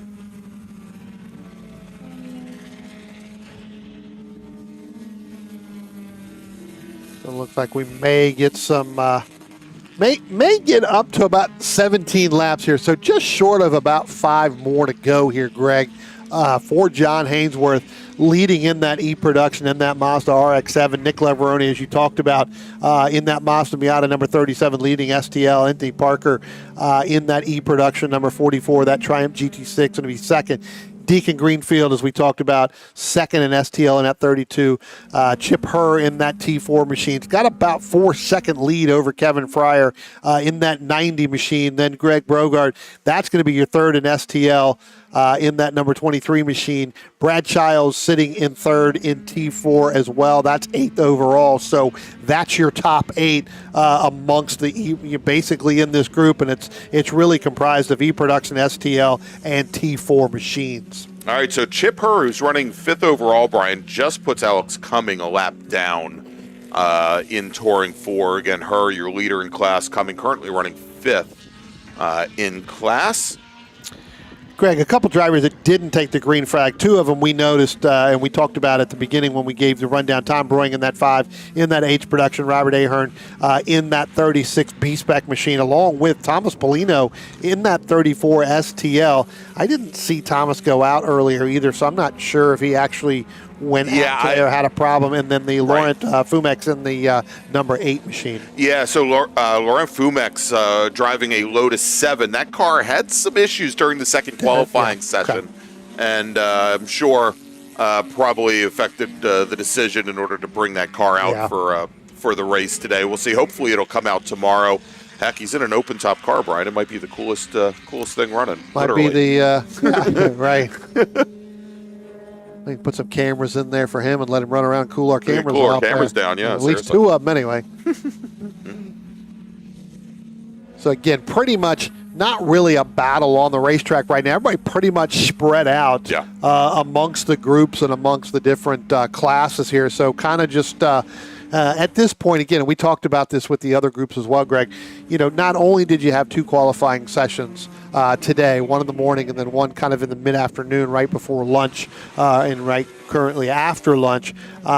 Basically, this group here, was pretty much in the hottest part of the day, both in their morning session and when they came back roughly after lunch. This was the first group that had their second qualifying after lunch. So again, these racers have been kind of racing in the hot, but you can still set a fast lap here, and that will propel you and put you in a higher position in a starting grid for tomorrow. Yeah, indeed. Yeah, so our feature-length races tomorrow, which are 22 laps or 45 minutes for most of our race groups, with the exception of our open-wheel prototypes, which are going to run for 20 laps tomorrow. Much different strategy than what we have here today, certainly. Brian, now I have been watching here Kevin Fryer and Chip Herr, and Fryer's been closing things down. The last lap actually made up 2 full seconds on Chip Herr ahead, and with, again, probably somewhere along the lines of 4 more laps to go, there's a good opportunity there as they come through. Now, we'll check as they come across the line to complete another lap to see if that gap was made up. He picked up, Fryer now picked Another up 7/10. Yeah, another bunch. And I just missed both of them. We'll get them coming down into turn 1 here in a moment.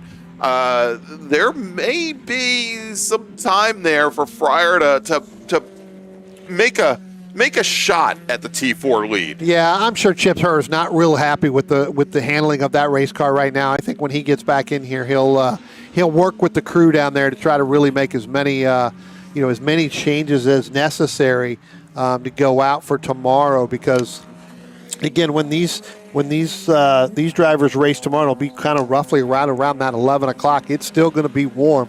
Not going to be as warm as it was today when they kind of went out, but hopefully, thankfully and hopefully. We've heard that there's a possibility of some showers as well. We'll see if that happens here. Yep.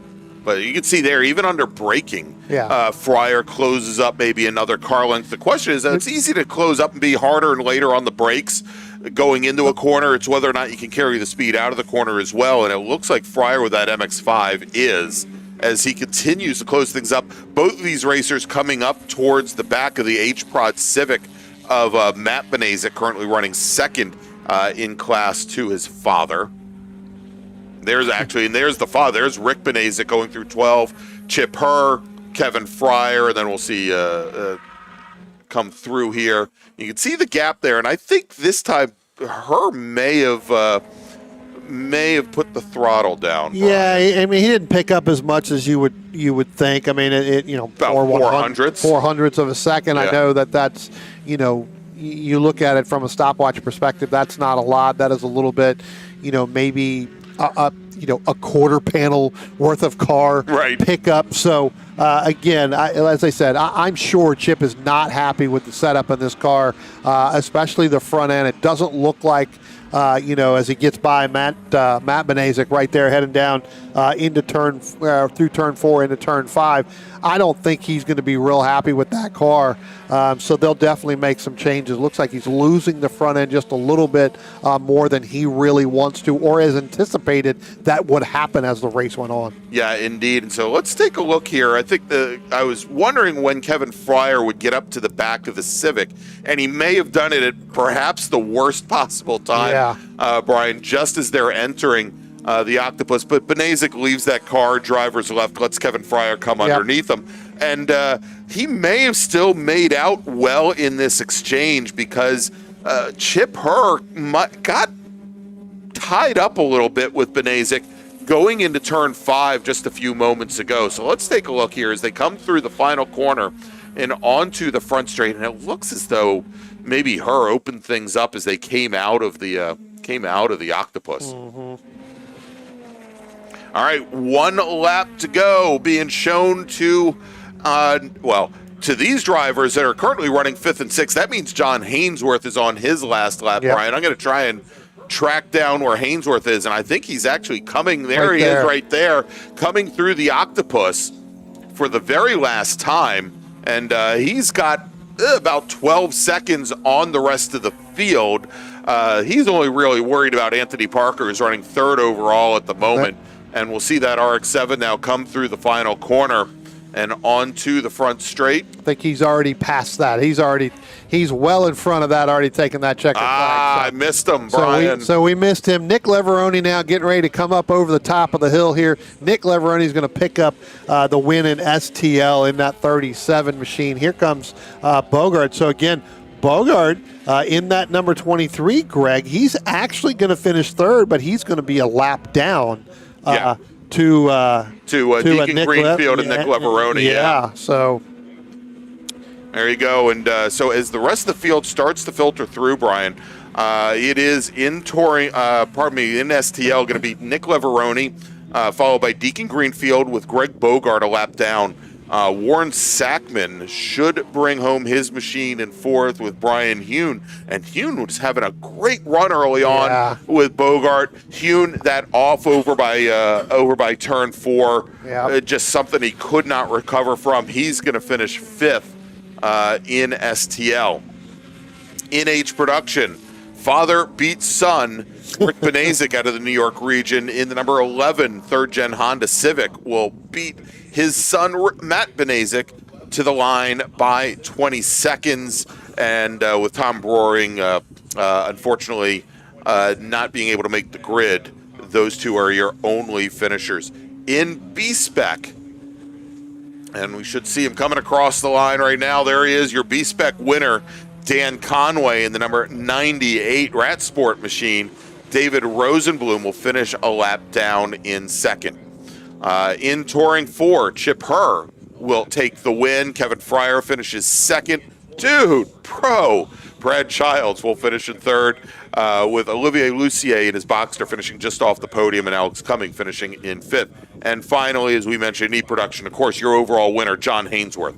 Anthony Parker will finish 2nd, and then Michael Thompson in his Porsche Boxster will bring his machine home in 3rd. All right, so Brian, that's going to wrap things up for this group. Let's do this. Let's make a final call to the grid for our next race group. Attention in the paddock, open wheel and prototype racers. Please head to the grid. Your race starting in just a few moments. Open wheel and prototype racers, please head to the grid. And so with that, Brian, let's take a quick break. We'll be back here with just a few moments with our open wheel prototype racers. Race number 4 or 5 this afternoon from New Jersey Motorsports Park's Thunderbolt circuit. It's the Fay Teal Memorial Jersey Devil Majors. Please stay with us. What does it take to be America's largest Corvette dealer? At Ciocca, it starts with our premier selection of new and certified Corvettes on the lot or custom ordered, with new vehicles arriving every day. Add in the country's most experienced team of specialists to help you find the perfect ride, along with the confidence that you're doing business with a company that shares your passion for excellence. Find out more at CioccaCorvette.com, or better yet, Come to America's largest Corvette dealership, Ciocca Corvette in Atlantic City. Looking to level up your motorsport game? At Courage Motorsport, we've got everything you need, from high-performance parts, tires, and safety gear, to car rentals, expert driving instruction, and even our own Courage racing gear.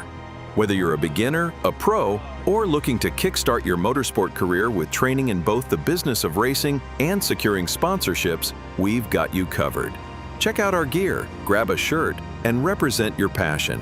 Email us at trackready@couragemotorsport.com or visit couragemotorsport.com and get ready to hit the track.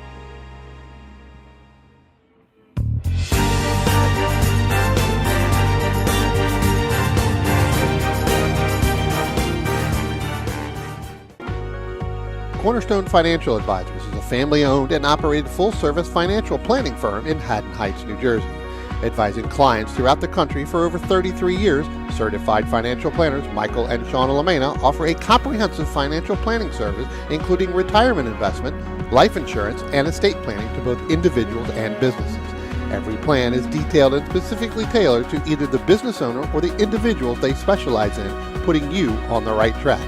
Give them a call for a free, no-obligation consultation at 856-546-6505 or visit them on the web at cornerstonecfp.com. That's cornerstonecfp.com.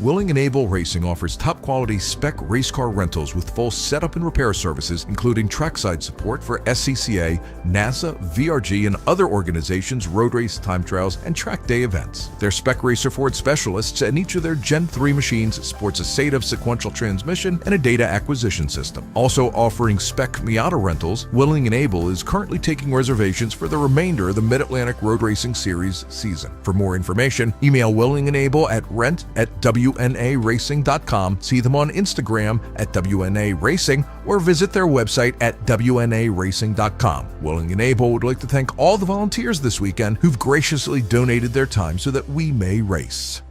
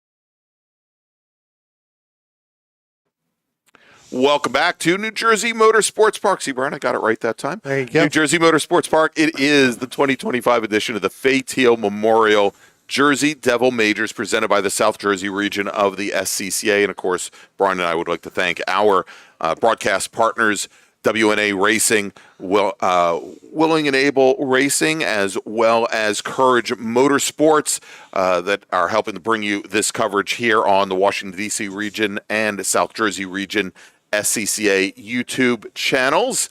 And Brian, as our open wheel and prototype racers leave the grid, start to head down the pit lane, why don't we run down the starting order? Yeah, starting on the pole in his Formula Continental, that's the 08 of Don Betterly. Starting in the second position, that's the 3-year pole sitter in Formula F. That's the younger King. That's Jacob King. Starting in the third position, in that number 8, in that Formula 600, that's Dino Ladico. Starting in the fourth position, in the number 9, this is your pole sitter in Formula V, that's David Scaler. Starting in the fifth position, the number 79, second in Formula V, that's Alex Scaler. Starting in the sixth position, that's the 61, another Formula V, that's Jonathan Weisheit. Starting in the seventh position, another Formula F in the 03. We saw him earlier on, Greg, in our big bore. That is Ted Zorbas. Starting in the eighth position, the 04, another Formula V. That is Chase Johnson. And starting ninth in the number 29 and starting fifth in Formula V, that is Jeffrey Vallejo.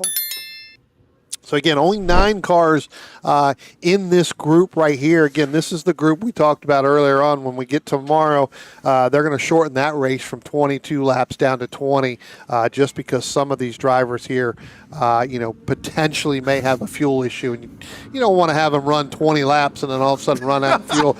Trust me, I've raced in a car that at 20 laps, that was the most it is. You had just enough to start it back up and get it up on the trailer or in the trailer. God forbid, Brian, you're not able to. You don't have enough fuel for your victory lap. So, I never did. I never took a victory lap. I've won a couple of races, especially in my legend car.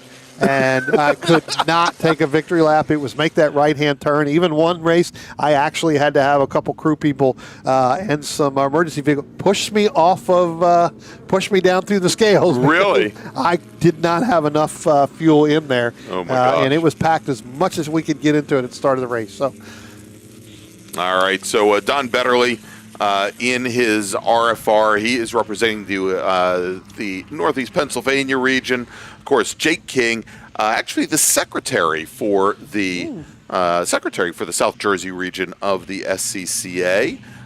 Dino Ladico, and I saw Dino working a little bit on his car before the second qualifying session. He did not go out for the second qualifying session. He is there. I see him. Oh, I know he's there for the race. He just didn't go out for the qualifying the session. other 2 cars can't see him, but, he exactly. is there. You'll hear him once he starts. Yeah, and, should note on the pole in Formula V, Alex Scaler, and he's probably, I take that back, Dad David is on the pole in the number 9 machine in his Vortec, as opposed to Alex, who has a lot of national race experience. Our camera 12 has come back now, look too, at that. right at the very end of the thing, so There it must you be go. all the power that that these open wheel cars. That's right. All right, so pace car on the pit lane. Field making their way down the front straight. Starter looks over the field, and green flag is in the air. Don Betterly getting a very good start there. And it looks like maybe Jake King may have lost it. Lost the gear, but may have missed a shift. Well, no, Greg, there was a lot. That was a very, very late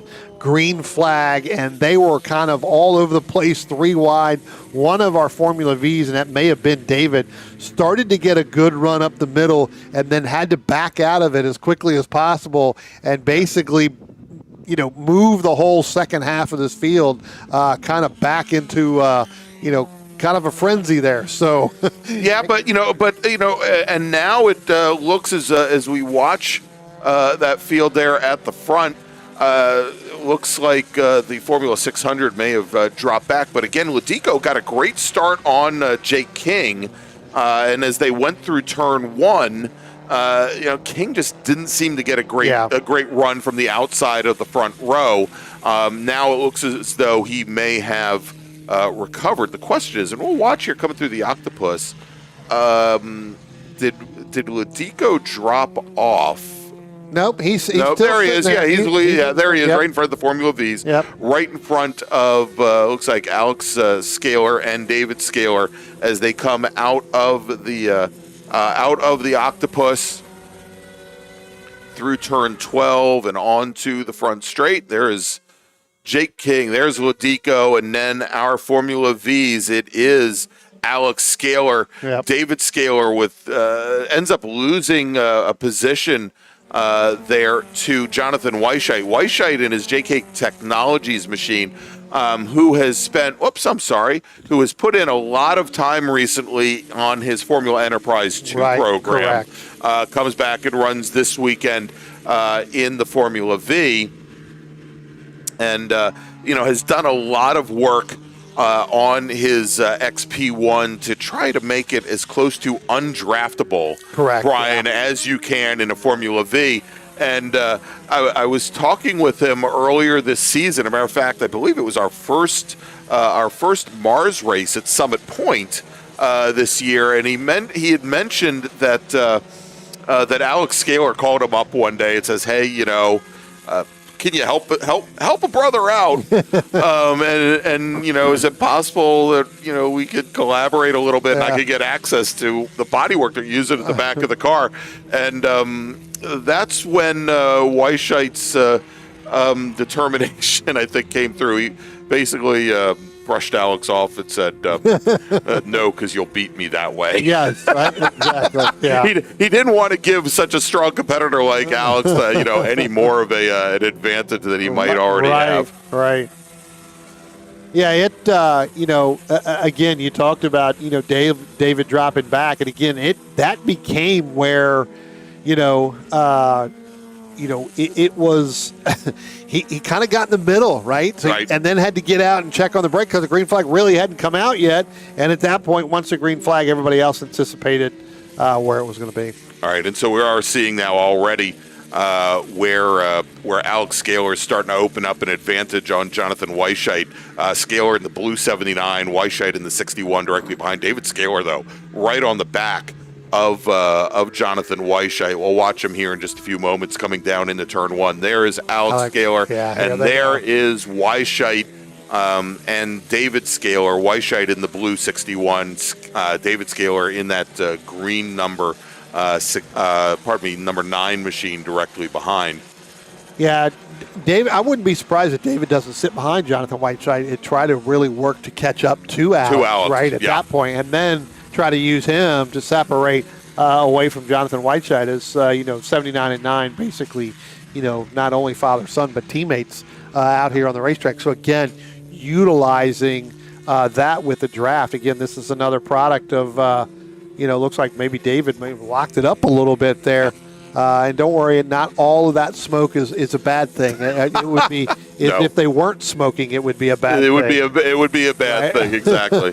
You don't worry about whether or not they are they're smoking when they let off the gas. But it did look like he did lock it up a little bit, kind of coming through the octopus there right before they came out of. And that's kind of surprising, Brian, because in a Formula V, of course, these 1200cc air-cooled motors, you are trying. They put out about 60, like high 60s in the horsepower range. Mm-hmm. You are doing everything that you can to keep those wheels rolling and have as little resistance as you can, and just small drags on the brakes if possible. One of the cars having a little bit of a problem here. Just saw it was there in your screen. Going around turn 1, Ted Zobrist in that Formula F, in that Van Diemen, really seemed to be well off the pace there. Yeah. A little bit further back, behind Jeffrey Vallejo and Chase Johnson in those 2 Formula Vs. So again, Ted having some problems there. Yeah, and so Zorb's in that Van Diemen. He qualified with a 1:33.747, which to be perfectly honest, in a Formula 4, probably not a Formula 4, to Formula F, because it could be Honda powered, is a bit off the pace. Yeah. But today, right now in the race, he's running about 3 seconds off of that qualifying pace. Yeah. So definitely exhibiting some issues with that car. Jeffrey Vallejo in that 29 machine getting ready to come out of turn 11. Tell you what, Greg, I don't think I've ever seen a Formula V as sideways as I just saw right there. Really? And he was able to capture that car back up, and it looks like he's going to start to make a little bit of a ground up on Chase Johnson. So maybe for Jeffrey Vallejo, maybe that is the fastest way to come out of that turn is to drift it with that Formula V. And again, it's not like he has super wide tires on it. No, definitely you got not. to be careful. Well, I think the only time I saw Vallejo maybe as crossed up as what we just saw, Brian, was I think at this event last year. It started to pour down rain at the very end. I think exactly. like the down last turn lap. one, everybody had taken with one to go. It's like all of a sudden, and everybody was in the grass going through turn one up to turn two. Just because it just the skies just opened up with no warning whatsoever. Yep. Well, we had warning. Yeah, we were able to see it start to come down here, especially, and it really started down at turn one. And now it looks like Vallejo is going to get a good run on Chase Johnson there at that 0-4 machine. So move Jeffrey Vallejo up into fourth in Formula V right now, Greg. So we'll stay on this shot here for a second. Yeah, and he's now going into turn 7. He's opened up almost 6 car lengths or so. Yeah, huge advantage. Yeah. Now let's stick with the battle just ahead of them with Weishite and David Scaler, because this is at this point Alex Scaler has just left the chat. He's got almost I think somewhere along the lines of 15 seconds now. Well, let's go ahead and pull that up. Yeah, actually, it's almost 7 seconds. 7 seconds. But again, that 7 seconds in a Formula V is like a lifetime, right? Yeah. I mean, you're not even looking at the same, turn as they are. But again, Jonathan Weishite holding off David Scaler. I really thought David Scaler would get up there and they would go a little bit faster than Alex. But David and Jonathan, they're 2 seconds back. Well, I'll tell you, Alex by himself. Yeah, as Alex comes through the shot here, you say that you think that the two of them would be able to. Not that Alex is an alien as far as Formula V racers go, but he is very accomplished, and I think probably if there's a race that stands out to me, Brian, it was the runoffs. There he is right now, and again, and it looks like even more than 7 seconds.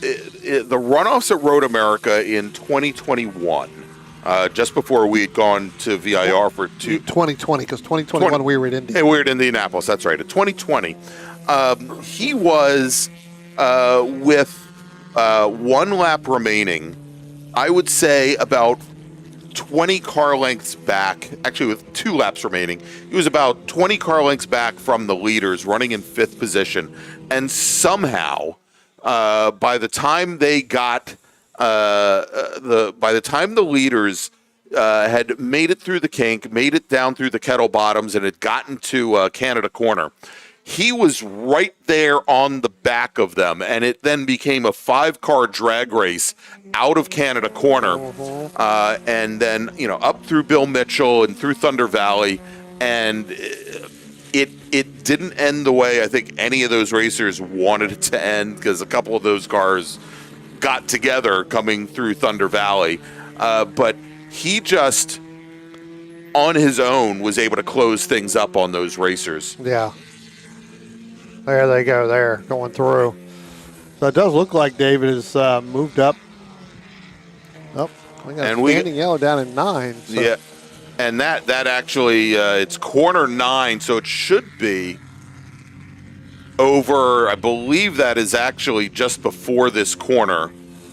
And we've got a car off in the dirt, off in the grass, and in a very bad position, apparently, Brian. And so in order to do that, full course yellow. Yeah, and unfortunately, we'll call it, it's almost like going to a casino, Brian. It's house rules here. Right. If we're going to deploy any safety vehicles, we need to go to a full course caution. Yeah. And so that is the case right now, as we've got Weishite and David Scaler coming through.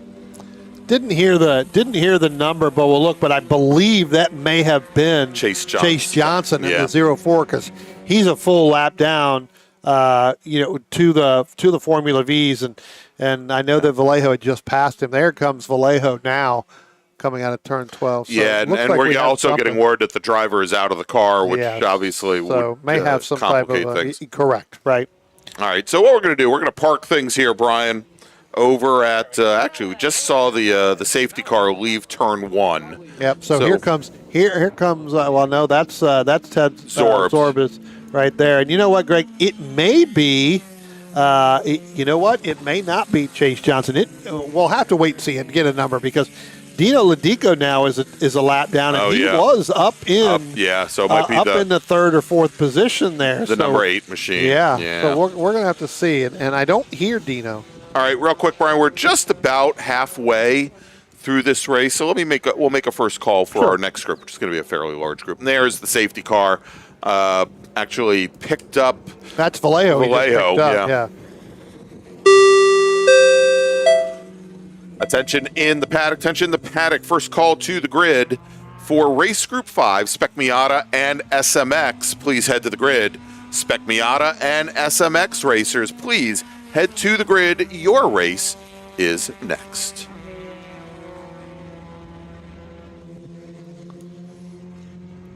Yeah, so it looks like our safety car picked up Vallejo, then Ted Zorbis in that 0-3, and then another car back. So Don Betterly is going to be kind of fourth car in line once he catches up to them, which they should be coming down up out of turn number 3 as well. Yeah. So actually getting ready to go into the Octopus here. So it looks like you've got Vallejo, then Ted Zorbis, and then you've got Jacob King, who he's picking it up. So Don Betterly is just now going through turn 5 and headed up into turn number 6 right now. So he'll end up being the 4th car in line. And Greg, I wouldn't be surprised if they don't send all of those cars back around the pace car at some point once we get past this incident. Well, and of course this is as it stands right now. This is a huge disadvantage for Jeffrey Vallejo, right? As the rest of the Formula V field is going to be behind him. Well, it almost puts him a full lap down. Correct. Yeah.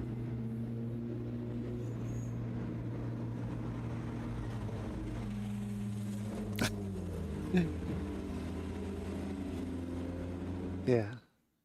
It seems like we've got, and again, not sure which one it is. It could either be Johnson or Ladico. Yeah, we'll know. We'll have to see here in a minute. I don't see, obviously, either one of them coming by. Both of those, Ladico's now 2 laps down. Go through it. So, so we're gonna have to see where we move everybody, because now Betterly's basically a full lap over the entire. Right.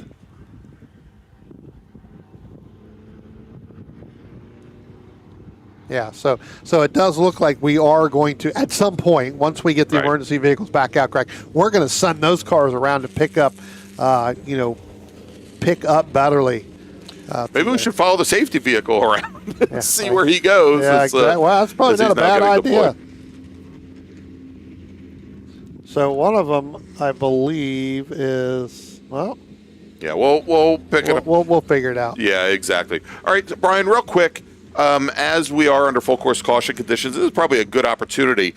Let's talk about some of the broadcast events that we have coming up. And it's not going to take very long before you hear our wonderful voices again. Yep. And I should start practicing on that welcome back to Summit Point thing here. Yeah, you're going to need to do that here in about the next 5 days. That's right. 5 to 6 days. So next weekend, Brian and I will be at Summit Point Raceway, Summit Point Motorsports Park, for the next event on the Mid-Atlantic Road Racing Series schedule. And what you see here are the remaining events that we'll be broadcasting here, all part of the Mars Series. That Mid-Ohio date still a little up in the air, Brian.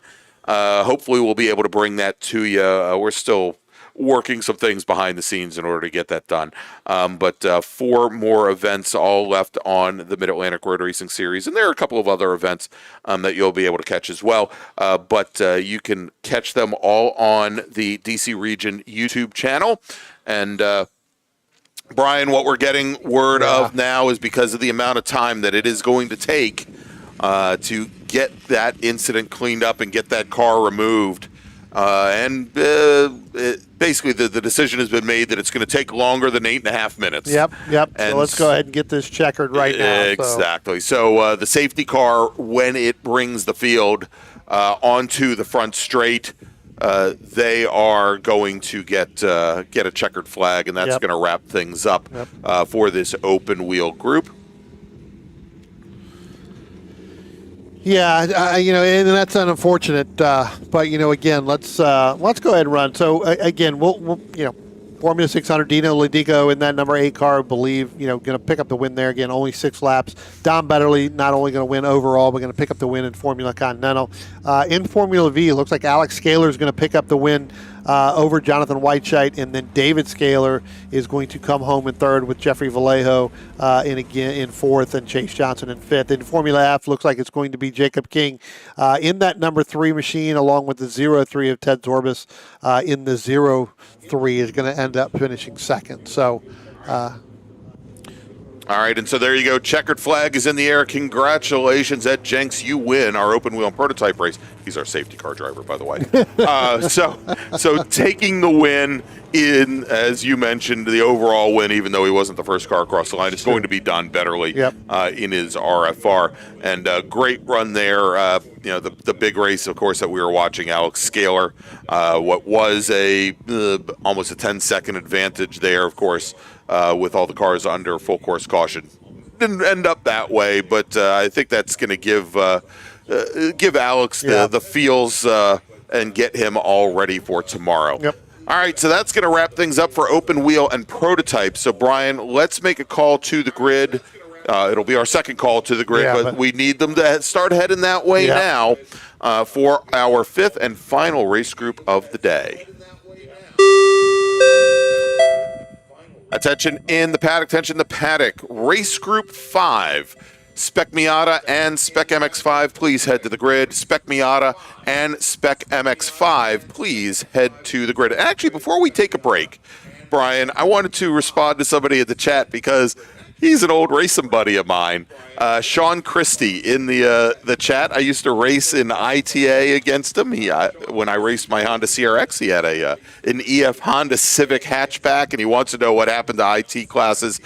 Sean, this is part of the U.S. Majors Tour. This is what used to be known as Nationals. Yep. And so IT, unfortunately, not eligible for these races. Greg ruined it for everybody. That's right. That's basically what he's saying. It's all my fault, exactly. But this is a qualifier for the National Championship Runoffs. But more importantly, Sean, I am glad to see you here, and hope you're enjoying the coverage. All right, we're going to take a quick break. We'll be back here in just a few moments with our final race group of the day, Spec Miata and Spec MX-5. Stay with us.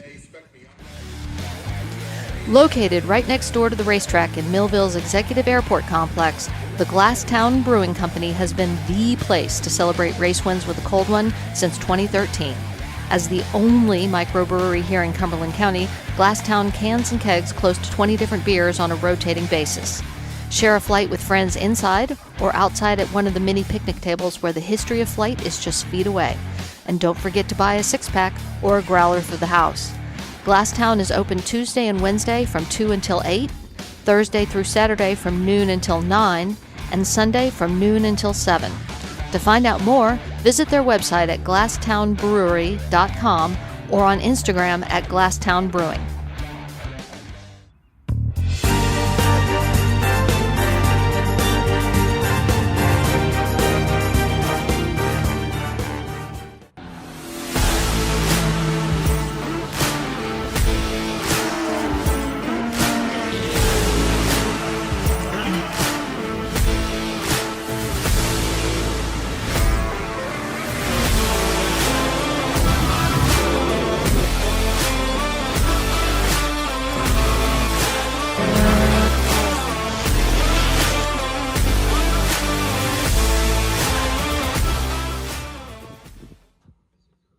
Willing and Able Racing offers top-quality spec race car rentals with full setup and repair services, including trackside support for SCCA, NASA, VRG, and other organizations' road race, time trials, and track day events. Their spec racer Ford specialists and each of their Gen 3 machines sports a SATAV sequential transmission and a data acquisition system. Also offering spec Miata rentals, Willing and Able is currently taking reservations for the remainder of the Mid-Atlantic Road Racing Series season. For more information, email Willing and Able at rent@wnaracing.com, see them on Instagram at WNA Racing, or visit their website at WNARacing.com. Willing and Able would like to thank all the volunteers this weekend who've graciously donated their time so that we may race.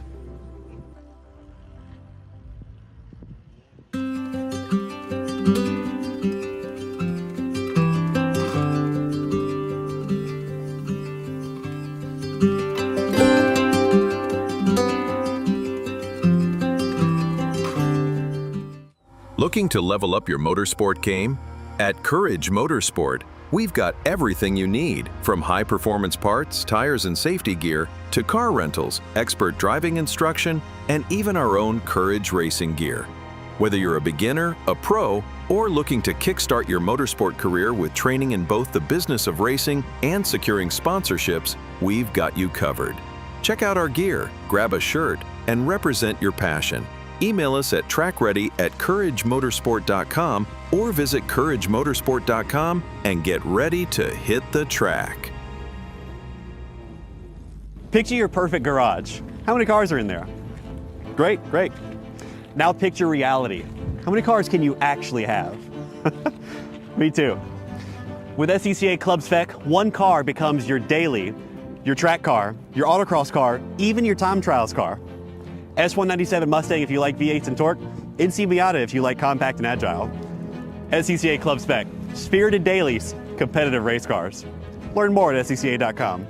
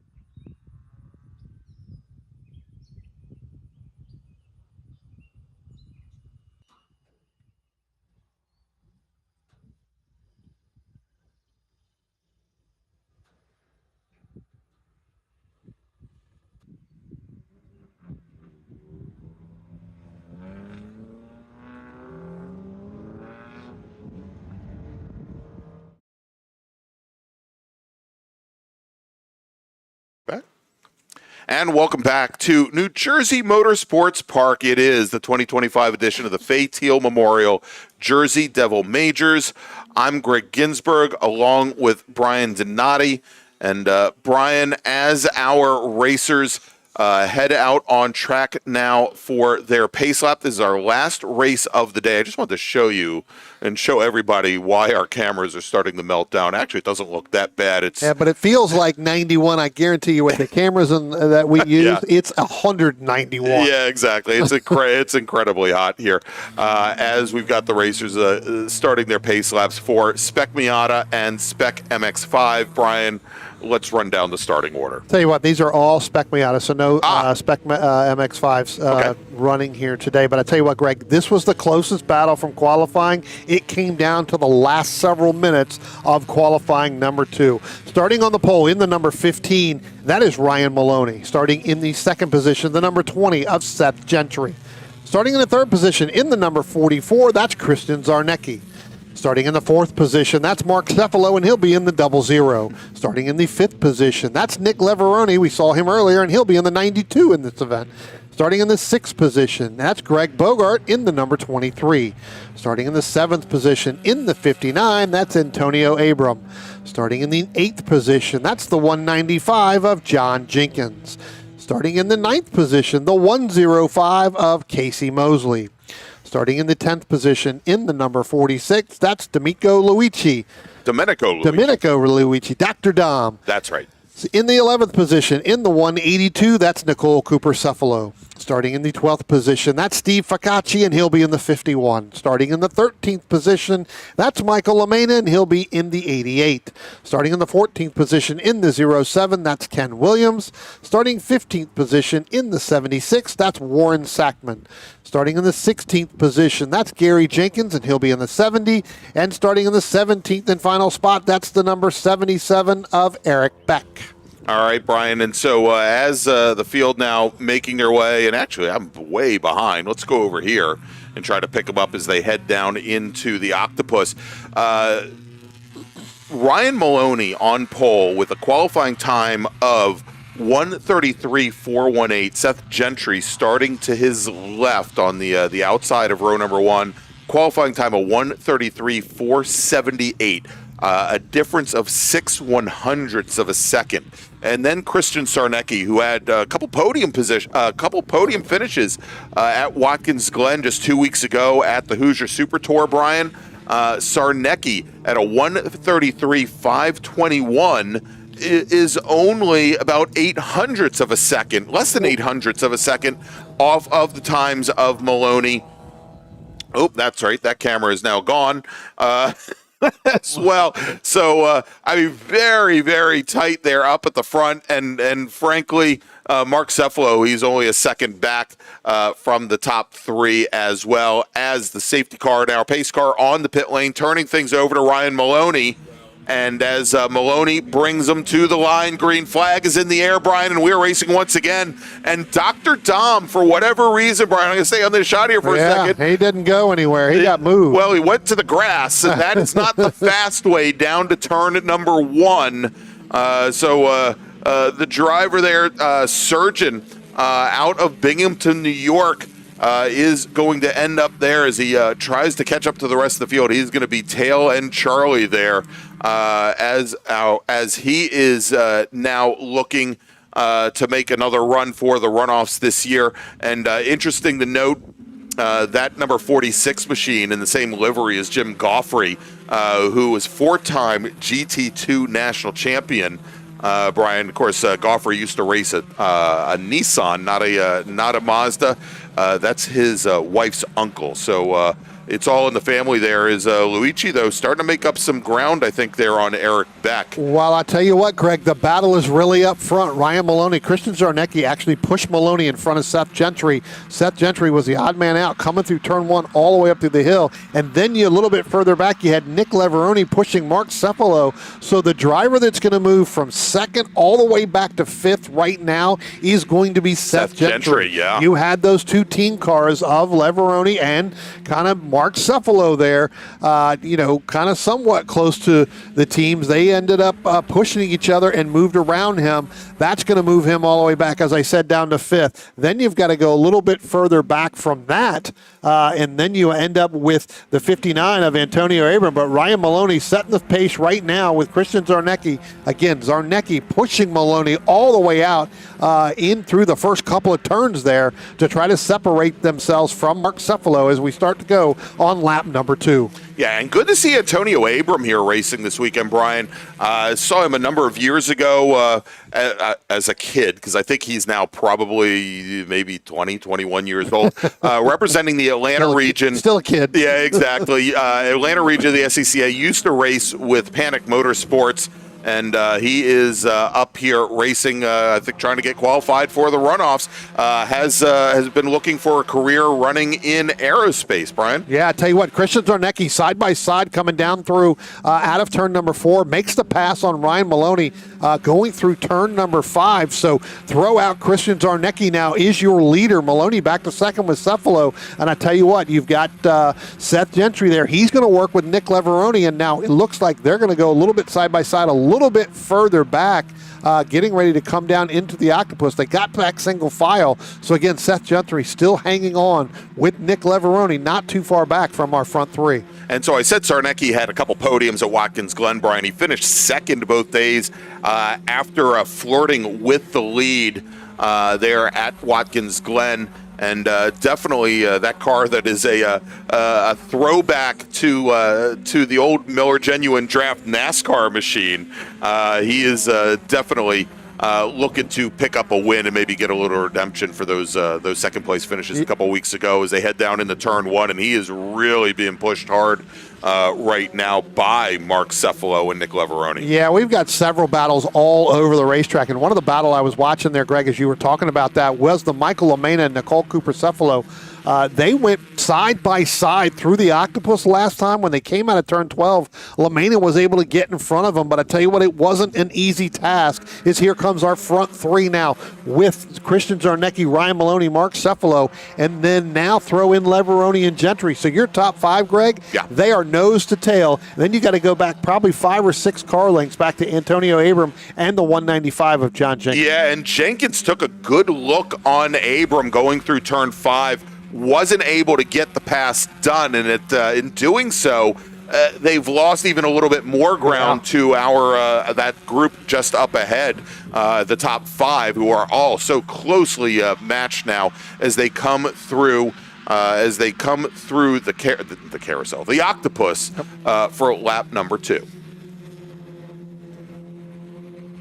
Again, battles all along the racetrack in this class. And, Greg, this is definitely a class that you have to have a partner. You have to have either somebody behind you pushing you to utilize that draft, to pull away, as you see Ryan Maloney and Christian Zarnecki. Again, during qualifying, they work together as well to try to set that fast lap. And as you just saw in your camera crossing the start-finish line, Greg, John Jenkins trying to make another move going against that 59 of Antonio Abram. And there it looks like he's definitely going to get that done. He's got it done. Move John Jenkins up into 6th place. We'll see whether or not he's going to be able to run down Seth Gentry along with Nick Leveroni, because if they start to battle, that's going to open up that big pocket of air that's going to allow Jenkins, even though it's single file there with him and Antonio Abram, they could end up catching that group and make it a 7-car battle.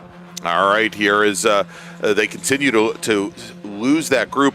Should mention Dr. Dom, Brian, he's made up a number of positions, now up in the 14th. Yeah, in a pretty hefty battle there with Ken Williams, Warren Sackman, along with Gary Jenkins and Eric Beck. So Dr. Dom moving back from all the way shotgun on the field after the start. He never really got a good start. No. Falling all the way back 17th, worked his way back up to 14th, but he's got a good run on Ken Williams. And then the next car he's going to run up on will be Michael Lamena in that number 88 machine.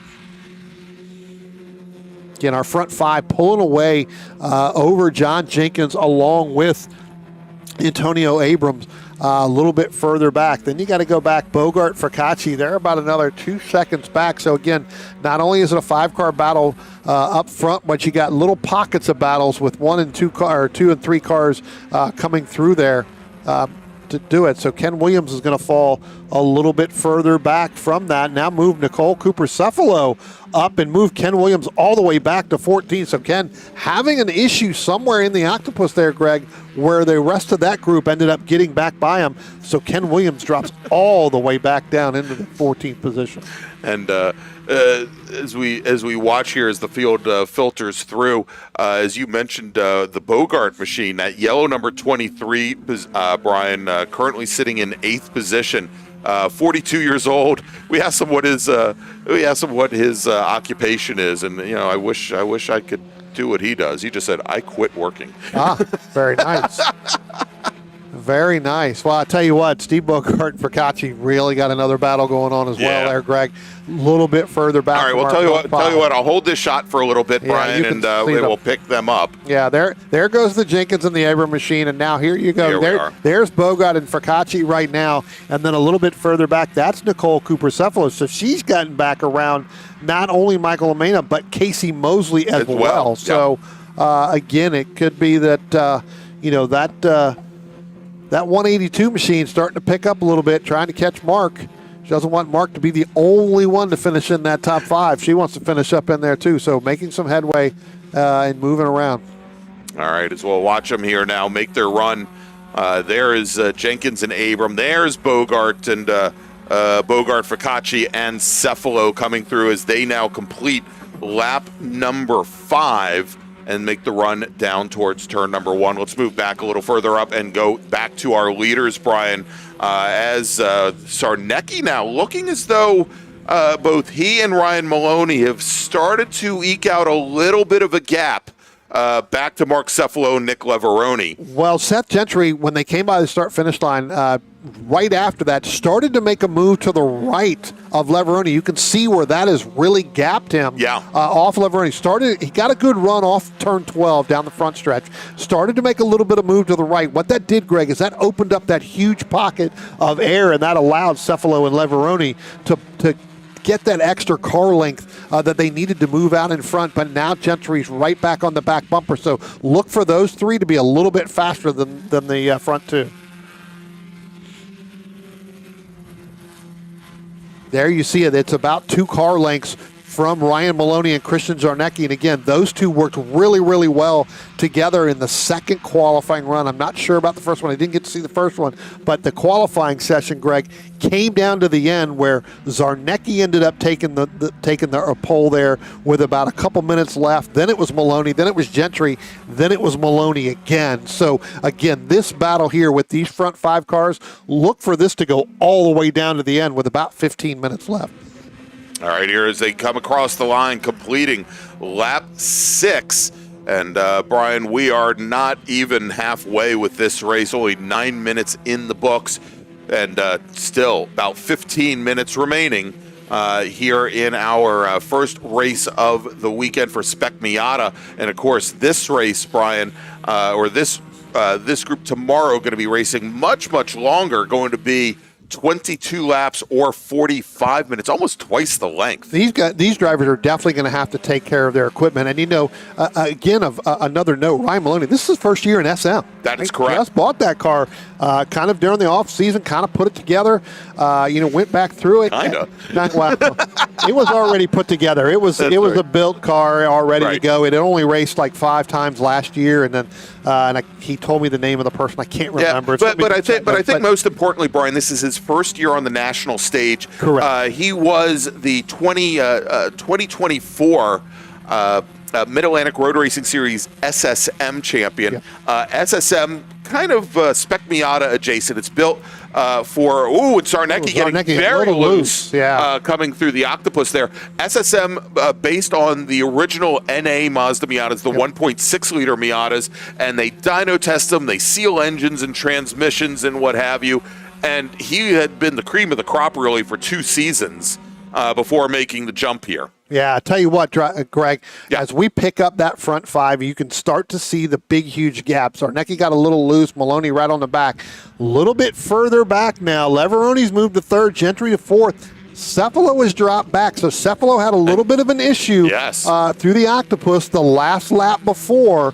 Coming back through again, not getting through the handling on that car. So Cephalo going to drop him all the way back to 5th. He's starting to lose the Leveroni and the Seth Gentry staying nose to tail. We'll pick that up here as they come through. There's Zarnecki, there's Maloney, there's Leveroni and Gentry. Now give it 2 car lengths back to Mark Cephalo. So again, Cephalo having a little bit of a problem, but you talked about Maloney. Again, very first year, 2024 SSM DC region champion. Got a lot of experience, understands these cars really, really well, knows what he needs to do through this. He's run VIR, he's run Watkins Glen, I believe. Well, he did for his first time up at Watkins Glen, did incredibly well. Yeah. Again 2 weeks ago, and had been running in the top 5 there, which given the national stage on the Super Tour, incredible run for a debut on the Super Tour for him. Again, you would think that some of these drivers, when they come in and you get on a big national stage like this, as in SPEC Miata, with the talent that the drivers are across the country, he is one of the most calmest drivers. There's not a lot that really upsets him or gets him. So I think that helps. And again, when you're running with somebody like a Christian Zarnecki and a Mark Cephalo along with a Nick Leveroni who runs up front, Greg, that helps, right? That let them make the mistake, and that's what Ryan does. And Brian, look at this as our leaders and even our top 4 coming through turn 1. Cephalo has just really fallen off the pace now. That last time by was almost 3 seconds off the pace. Steve Ficacci going off. Sorry, Greg. Steve Ficacci going off there in turn number 1, so he's going to drop back a little bit further back, almost into the clutches now of Casey Mosley and Cooper Cephalo. So, again, Ficacci trying to get the most out of it, and that just did not work going through turn 1. All right, checking back in with Dr. Dom in the 46 machine, who started off at the tail end of the field. He is now up to 12th, so he's picked up 5 positions. Yeah, he's right on the back end of this battle. Yeah, exactly. So Ficacci's dropped all the way back down to Dr. Dom in that number 46. So, again, good run there for Dr. Dom after that start. We'll stay and try and pick up this group now as they come down into the Octopus. Hard under braking into 7. And Luigi's right on the back of Casey Mosley, Nicole Cooper Cephalo, and Steve Ficacci. Right.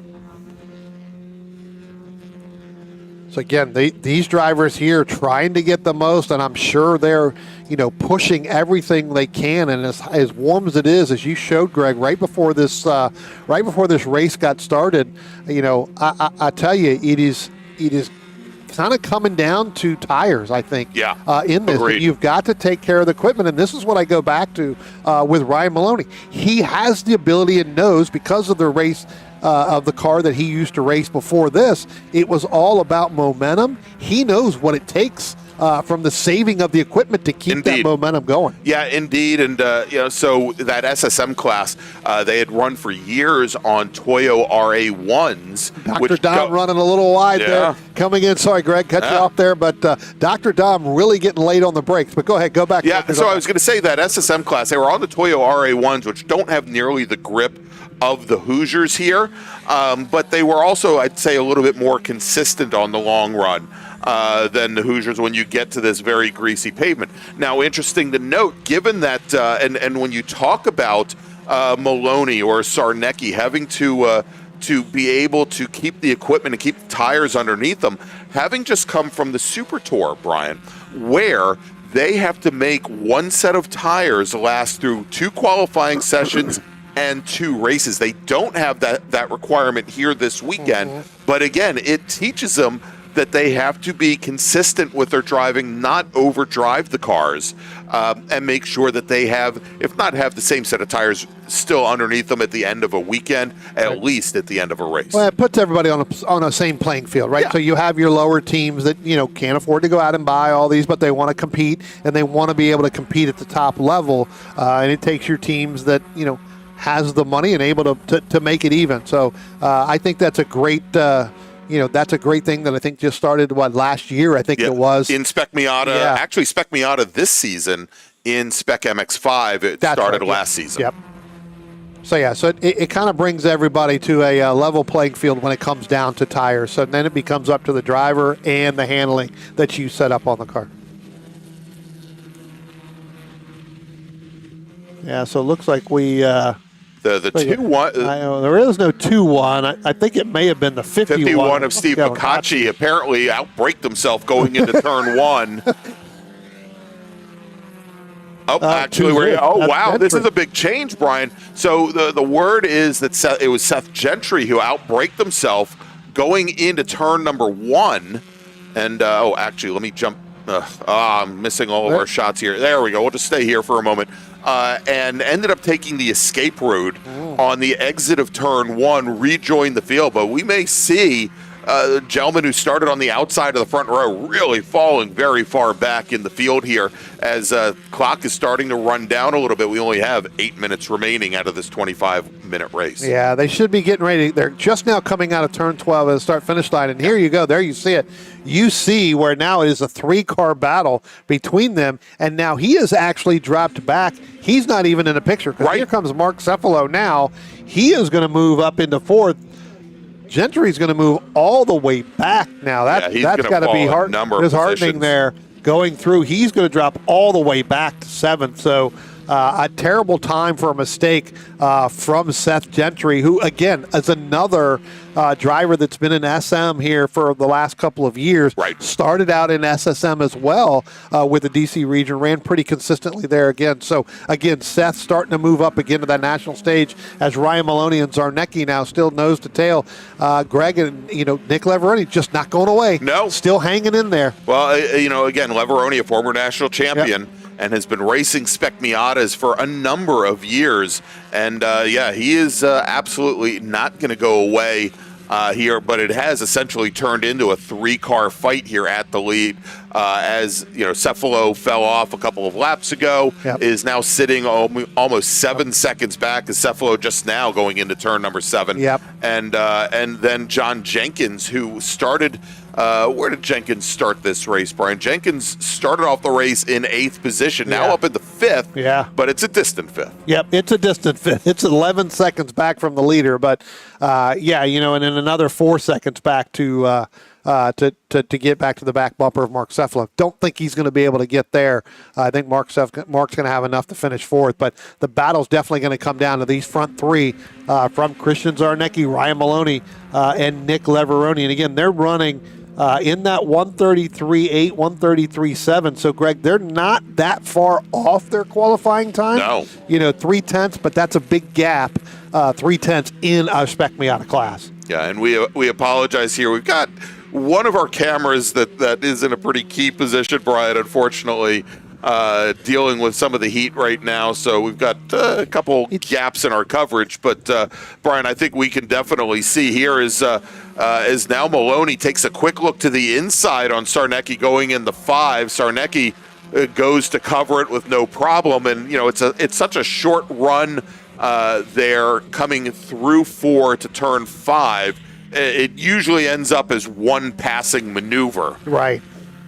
And again, I'm sure Maloney has got somebody down there on the radio. I do know that I'm sure there's a radio in there. It could be his father, Russ, down there telling him how much time he's got left, in the race. And now here we go, Greg. It looks like Maloney's going to try to make the inside pass there. Not going to be able to do it. They're going to go too wide through the octopus here. That's going to put Leveroni. We're going to see whether or not that's going to stick Ryan Maloney outside and whether or not Nick Leveroni is going to be able to hold on and go with Christian Zarnecki as they come out of the octopus down through there. It does look like Maloney's going to be able to tuck right back in between Zarnecki and Leveroni. Wow, we got a lot of Y's and a lot of I's. We got a lot of and one long E and one long E. Right. But Leveroni had a great opportunity there as Ryan Maloney got pushed out to driver's right coming through the octopus. If he had gotten to the back of Zarnecki's car, was able to tuck underneath that rear bumper,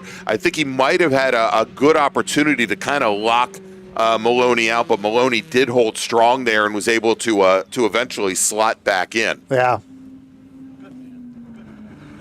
But, the other thing to look at, and that is a slower car, that is a lapped car that they just got around. I think that was I think that might have been that may have been, was that Gary Jenkins? Just got I around? think, in the number 70. Yeah, whoops, sorry about that. You know what, Greg, though? Another development here in this race. Seth Gentry now is dropping all the way back to 14th position as he was pushing with Michael LaMena to try to get by the 07 of Ken Williams. So Seth Gentry really having some challenges here in the late goings of this race with just about 3.5 minutes left. All right, so let's see if Ryan Maloney tries the same move a second lap in a row. Not going to do it. Yeah. And as a matter of fact, it looked like he might have pushed a little bit wide, and Leveroni was right there to take advantage of it if he had. Yeah, correct. I don't think he was going to let that opportunity go 2 laps in a row. So for the moment there, Ryan Maloney holding steady as we complete now lap number 13. Or probably complete lap number 14, starting lap 15, 3 minutes on the clock, Brian, and so likely this lap and one more. Yeah. The camera angles may not show it here, Greg, but, every time, and I've been watching it out the corner of the window, is every single time Christian Zarnecki comes out of turn number 12, he has that little extra gap. He's got that little bit more drive off the corner there, and that helps him get a little bit of a gap through and pull away from Ryan Maloney along with Leveroni. But then what ends up happening is I think Ryan Maloney and Leveroni are a little bit faster here, Greg, and now you've got Leveroni's going to go into driver's left there, try to make that pass on Ryan Maloney. They were too wide going through that turn. That's right, and that is exactly what Christian Zarnecki wants to see. Absolutely. There, as it becomes a fight for second, not a fight for the lead. But really, Leveroni really didn't have much of any other opportunity, and indeed takes advantage. And so move Nick Leveroni now up into second place, drop Ryan Maloney in that blue and white number 15 machine back into third. And look at this, Brian. Now, again, this is Spec Miata, so the draft is still at play here. Oh, yeah. But Zarnecki managed to open up now a 2.5 car length advantage over our second and third place runners. And that's really nothing, as you were just talking about with the draft. That's absolutely nothing. They're still feeling a little bit of the draft there off that 44 machine. But again, as I talked about, Zarnecki gets a little bit more of that drive off coming out of turn number 4. Again, cameras may not show it, but when we're looking out our window here, you clearly see it's 1 lap to go here. So if Leveroni and Maloney, wow, if they want to catch Christian Zarnecki, they've got to work together. They cannot attempt to make a pass until they get to the end of this race. Yeah, and at this point, though, as being now, and they did not really make anything up on the draft on the front straight, Brian, to Zarnecki, who that last time by was only 0.2 of a second faster than the drivers ahead. It's getting to the point where, and they do close things down, although, wow, the nose of Nick Leveroni's car very loose, gets a lot of push, and I think now Maloney trying to take advantage of that once again, which again might allow Zarnecki to start to gap them once again. Well, you see here as they come under braking going into 7, and Leveroni holds off Ryan Maloney now as they go into the Octopus for the very last time. And this is where Leveroni and Maloney are much better than Zarnecki getting through here. So this is where they really, really need to stay tucked in together. So when they come off this corner right here, they've got to figure out a way to set up Christian Zarnecki if they want to make that pass. Yeah, indeed, because there's a little bit of a kink just past this camera, but it is essentially, Brian, a straightaway until we get here to turn number 12, and then it is a short run down to the checkered flag as they come out of the final corner onto the front straight, and going to take the win is Christian Zarnecki. Ryan Maloney breaks out of the draft, tries to get by Leveroni at the finish, cannot get it done. Leveroni will finish in second, Maloney third. Mark Cefalo now coming out of the final corner and across the line. He's going to finish just off the podium in fourth. And look at that, John Jenkins made up a ton of ground on Cefalo in the last number of laps. Lapped almost a full second faster than Cefalo, but still finishes fifth. Antonio Abram will come across the line in sixth. Greg Bogart in that yellow number 23 will finish in seventh. I'm sure the folks from the Philadelphia region are mighty happy about that finish. Dr. Dom Domenico Luigi, Brian, worked all the way back up to 8th. He got around that group of Steve Ficacci, of Nicole Cooper-Cephalo, of Casey Mosley. It certainly helped that Seth Gentry dropped through the field as Seth Gentry finishes up in 12th behind Ficacci, Cephalo, and Mosley. And then Michael Lamena finishes lucky 13th. Warren Sackman finishes 14th, and Ken Williams rounds out the top 15. And there he is, Christian Sarnecki on his cool-down lap. But Brian, a great day of racing here at New Jersey Motorsports Park's Thunderbolt Circuit Thunderbolt Raceway. Let's quickly take a look at what we have tomorrow. And again, tomorrow is feature race day. We're going to be getting underway just about 9 a.m. Actually, we're going to be coming on air about 10 minutes to 9 Eastern time tomorrow morning. And it is scheduled feature race day all day for our 5 race groups. Groups 1 through 3, 22 laps, 45 minutes. It doesn't show here, but group number 4 will be 20 minutes, or probably 20 laps or 45 minutes. And then SPEC Miata, a great race today, another great race, I'm sure, tomorrow, 22 laps or 45 minutes in length. But that is where we stand as our racers come back to the pits, and they start to strategize, Brian, on how they're going to make their day tomorrow that much better. Yeah, they're going to have to, some of these drivers are going to end up, again, we saw mistakes, right? We saw a few drivers with some mistakes early on that could have been up in that top 3, top 5 battle there towards the end. When we get to tomorrow going 22 laps, and I think we went, 17? 17 today. 17, so we're going to go 5 more there. You got to take care of the equipment. You got to take care of these tires. That's right. All right. So that wraps things up for our coverage today here from Summit Point. See, I did it again. From New Jersey Motorsports Park. We want to thank you all for joining us. Make sure, if you haven't done so already, go ahead, click that thumbs up button, smash that thumbs up button, click subscribe on both the DC region and new this weekend, Brian, on the South Jersey region YouTube channel. And make sure to join us tomorrow morning starting at 8:50 a.m. for feature race day here for the Fay Teal Memorial Jersey Devil Majors from New Jersey Motorsports Park's Thunderbolt Circuit. Of course, we want to thank our broadcast partners helping you bring that coverage, Willing and Able Racing, as well as Courage Motorsport. So for Brian Donati, I'm Greg Ginsburg, and we'll see you tomorrow morning. What does it take to be America's largest Corvette dealer? At Ciocca, it starts with our premier selection of new and certified Corvettes on the lot or custom ordered with new vehicles arriving every day. Add in the country's most experienced team of specialists to help you find the perfect ride, along with the confidence that you're doing business with a company that shares your passion for excellence. Find out more at CioccaCorvette.com, or better yet, Come to America's largest Corvette dealership, Ciocca Corvette in Atlantic City. Cornerstone Financial Advisors is a family-owned and operated full-service financial planning firm in Haddon Heights, New Jersey.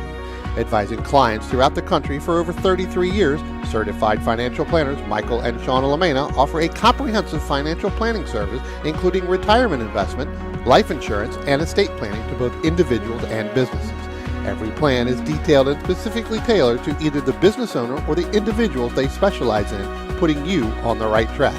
Give them a call for a free, no-obligation consultation at 856-546-6505 or visit them on the web at cornerstonecfp.com. That's cornerstonecfp.com.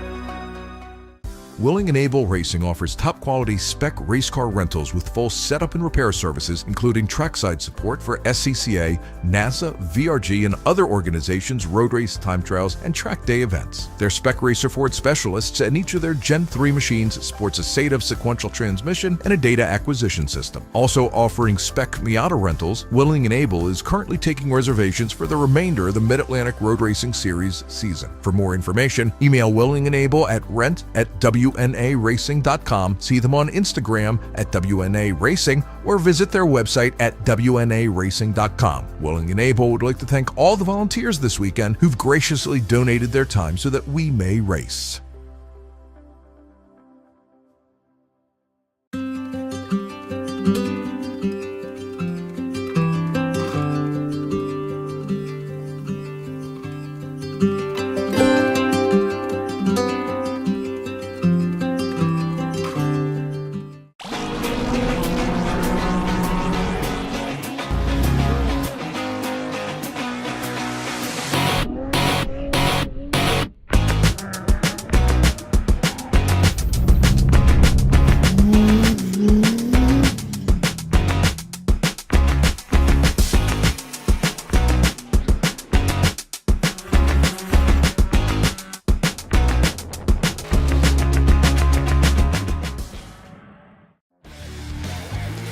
Located right next door to the racetrack in Millville's Executive Airport Complex, the Glasstown Brewing Company has been the place to celebrate race wins with a cold one since 2013. As the only microbrewery here in Cumberland County, Glasstown cans and kegs close to 20 different beers on a rotating basis. Share a flight with friends inside or outside at one of the mini picnic tables where the history of flight is just feet away. And don't forget to buy a six-pack or a growler for the house. Glasstown is open Tuesday and Wednesday from 2 until 8, Thursday through Saturday from noon until 9, and Sunday from noon until 7.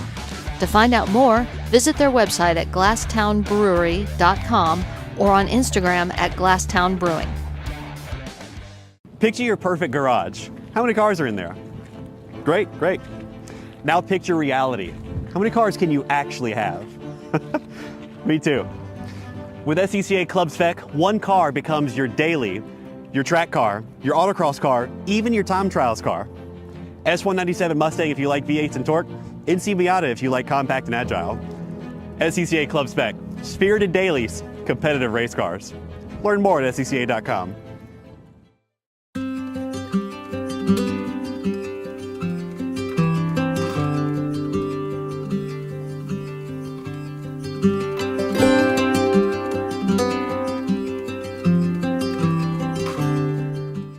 Looking to level up your motorsport game? At Courage Motorsport, we've got everything you need, from high-performance parts, tires, and safety gear, to car rentals, expert driving instruction, and even our own Courage racing gear. Whether you're a beginner, a pro, or looking to kickstart your motorsport career with training in both the business of racing and securing sponsorships, we've got you covered. Check out our gear, grab a shirt, and represent your passion. Email us at trackready@couragemotorsport.com or visit couragemotorsport.com and get ready to hit the track.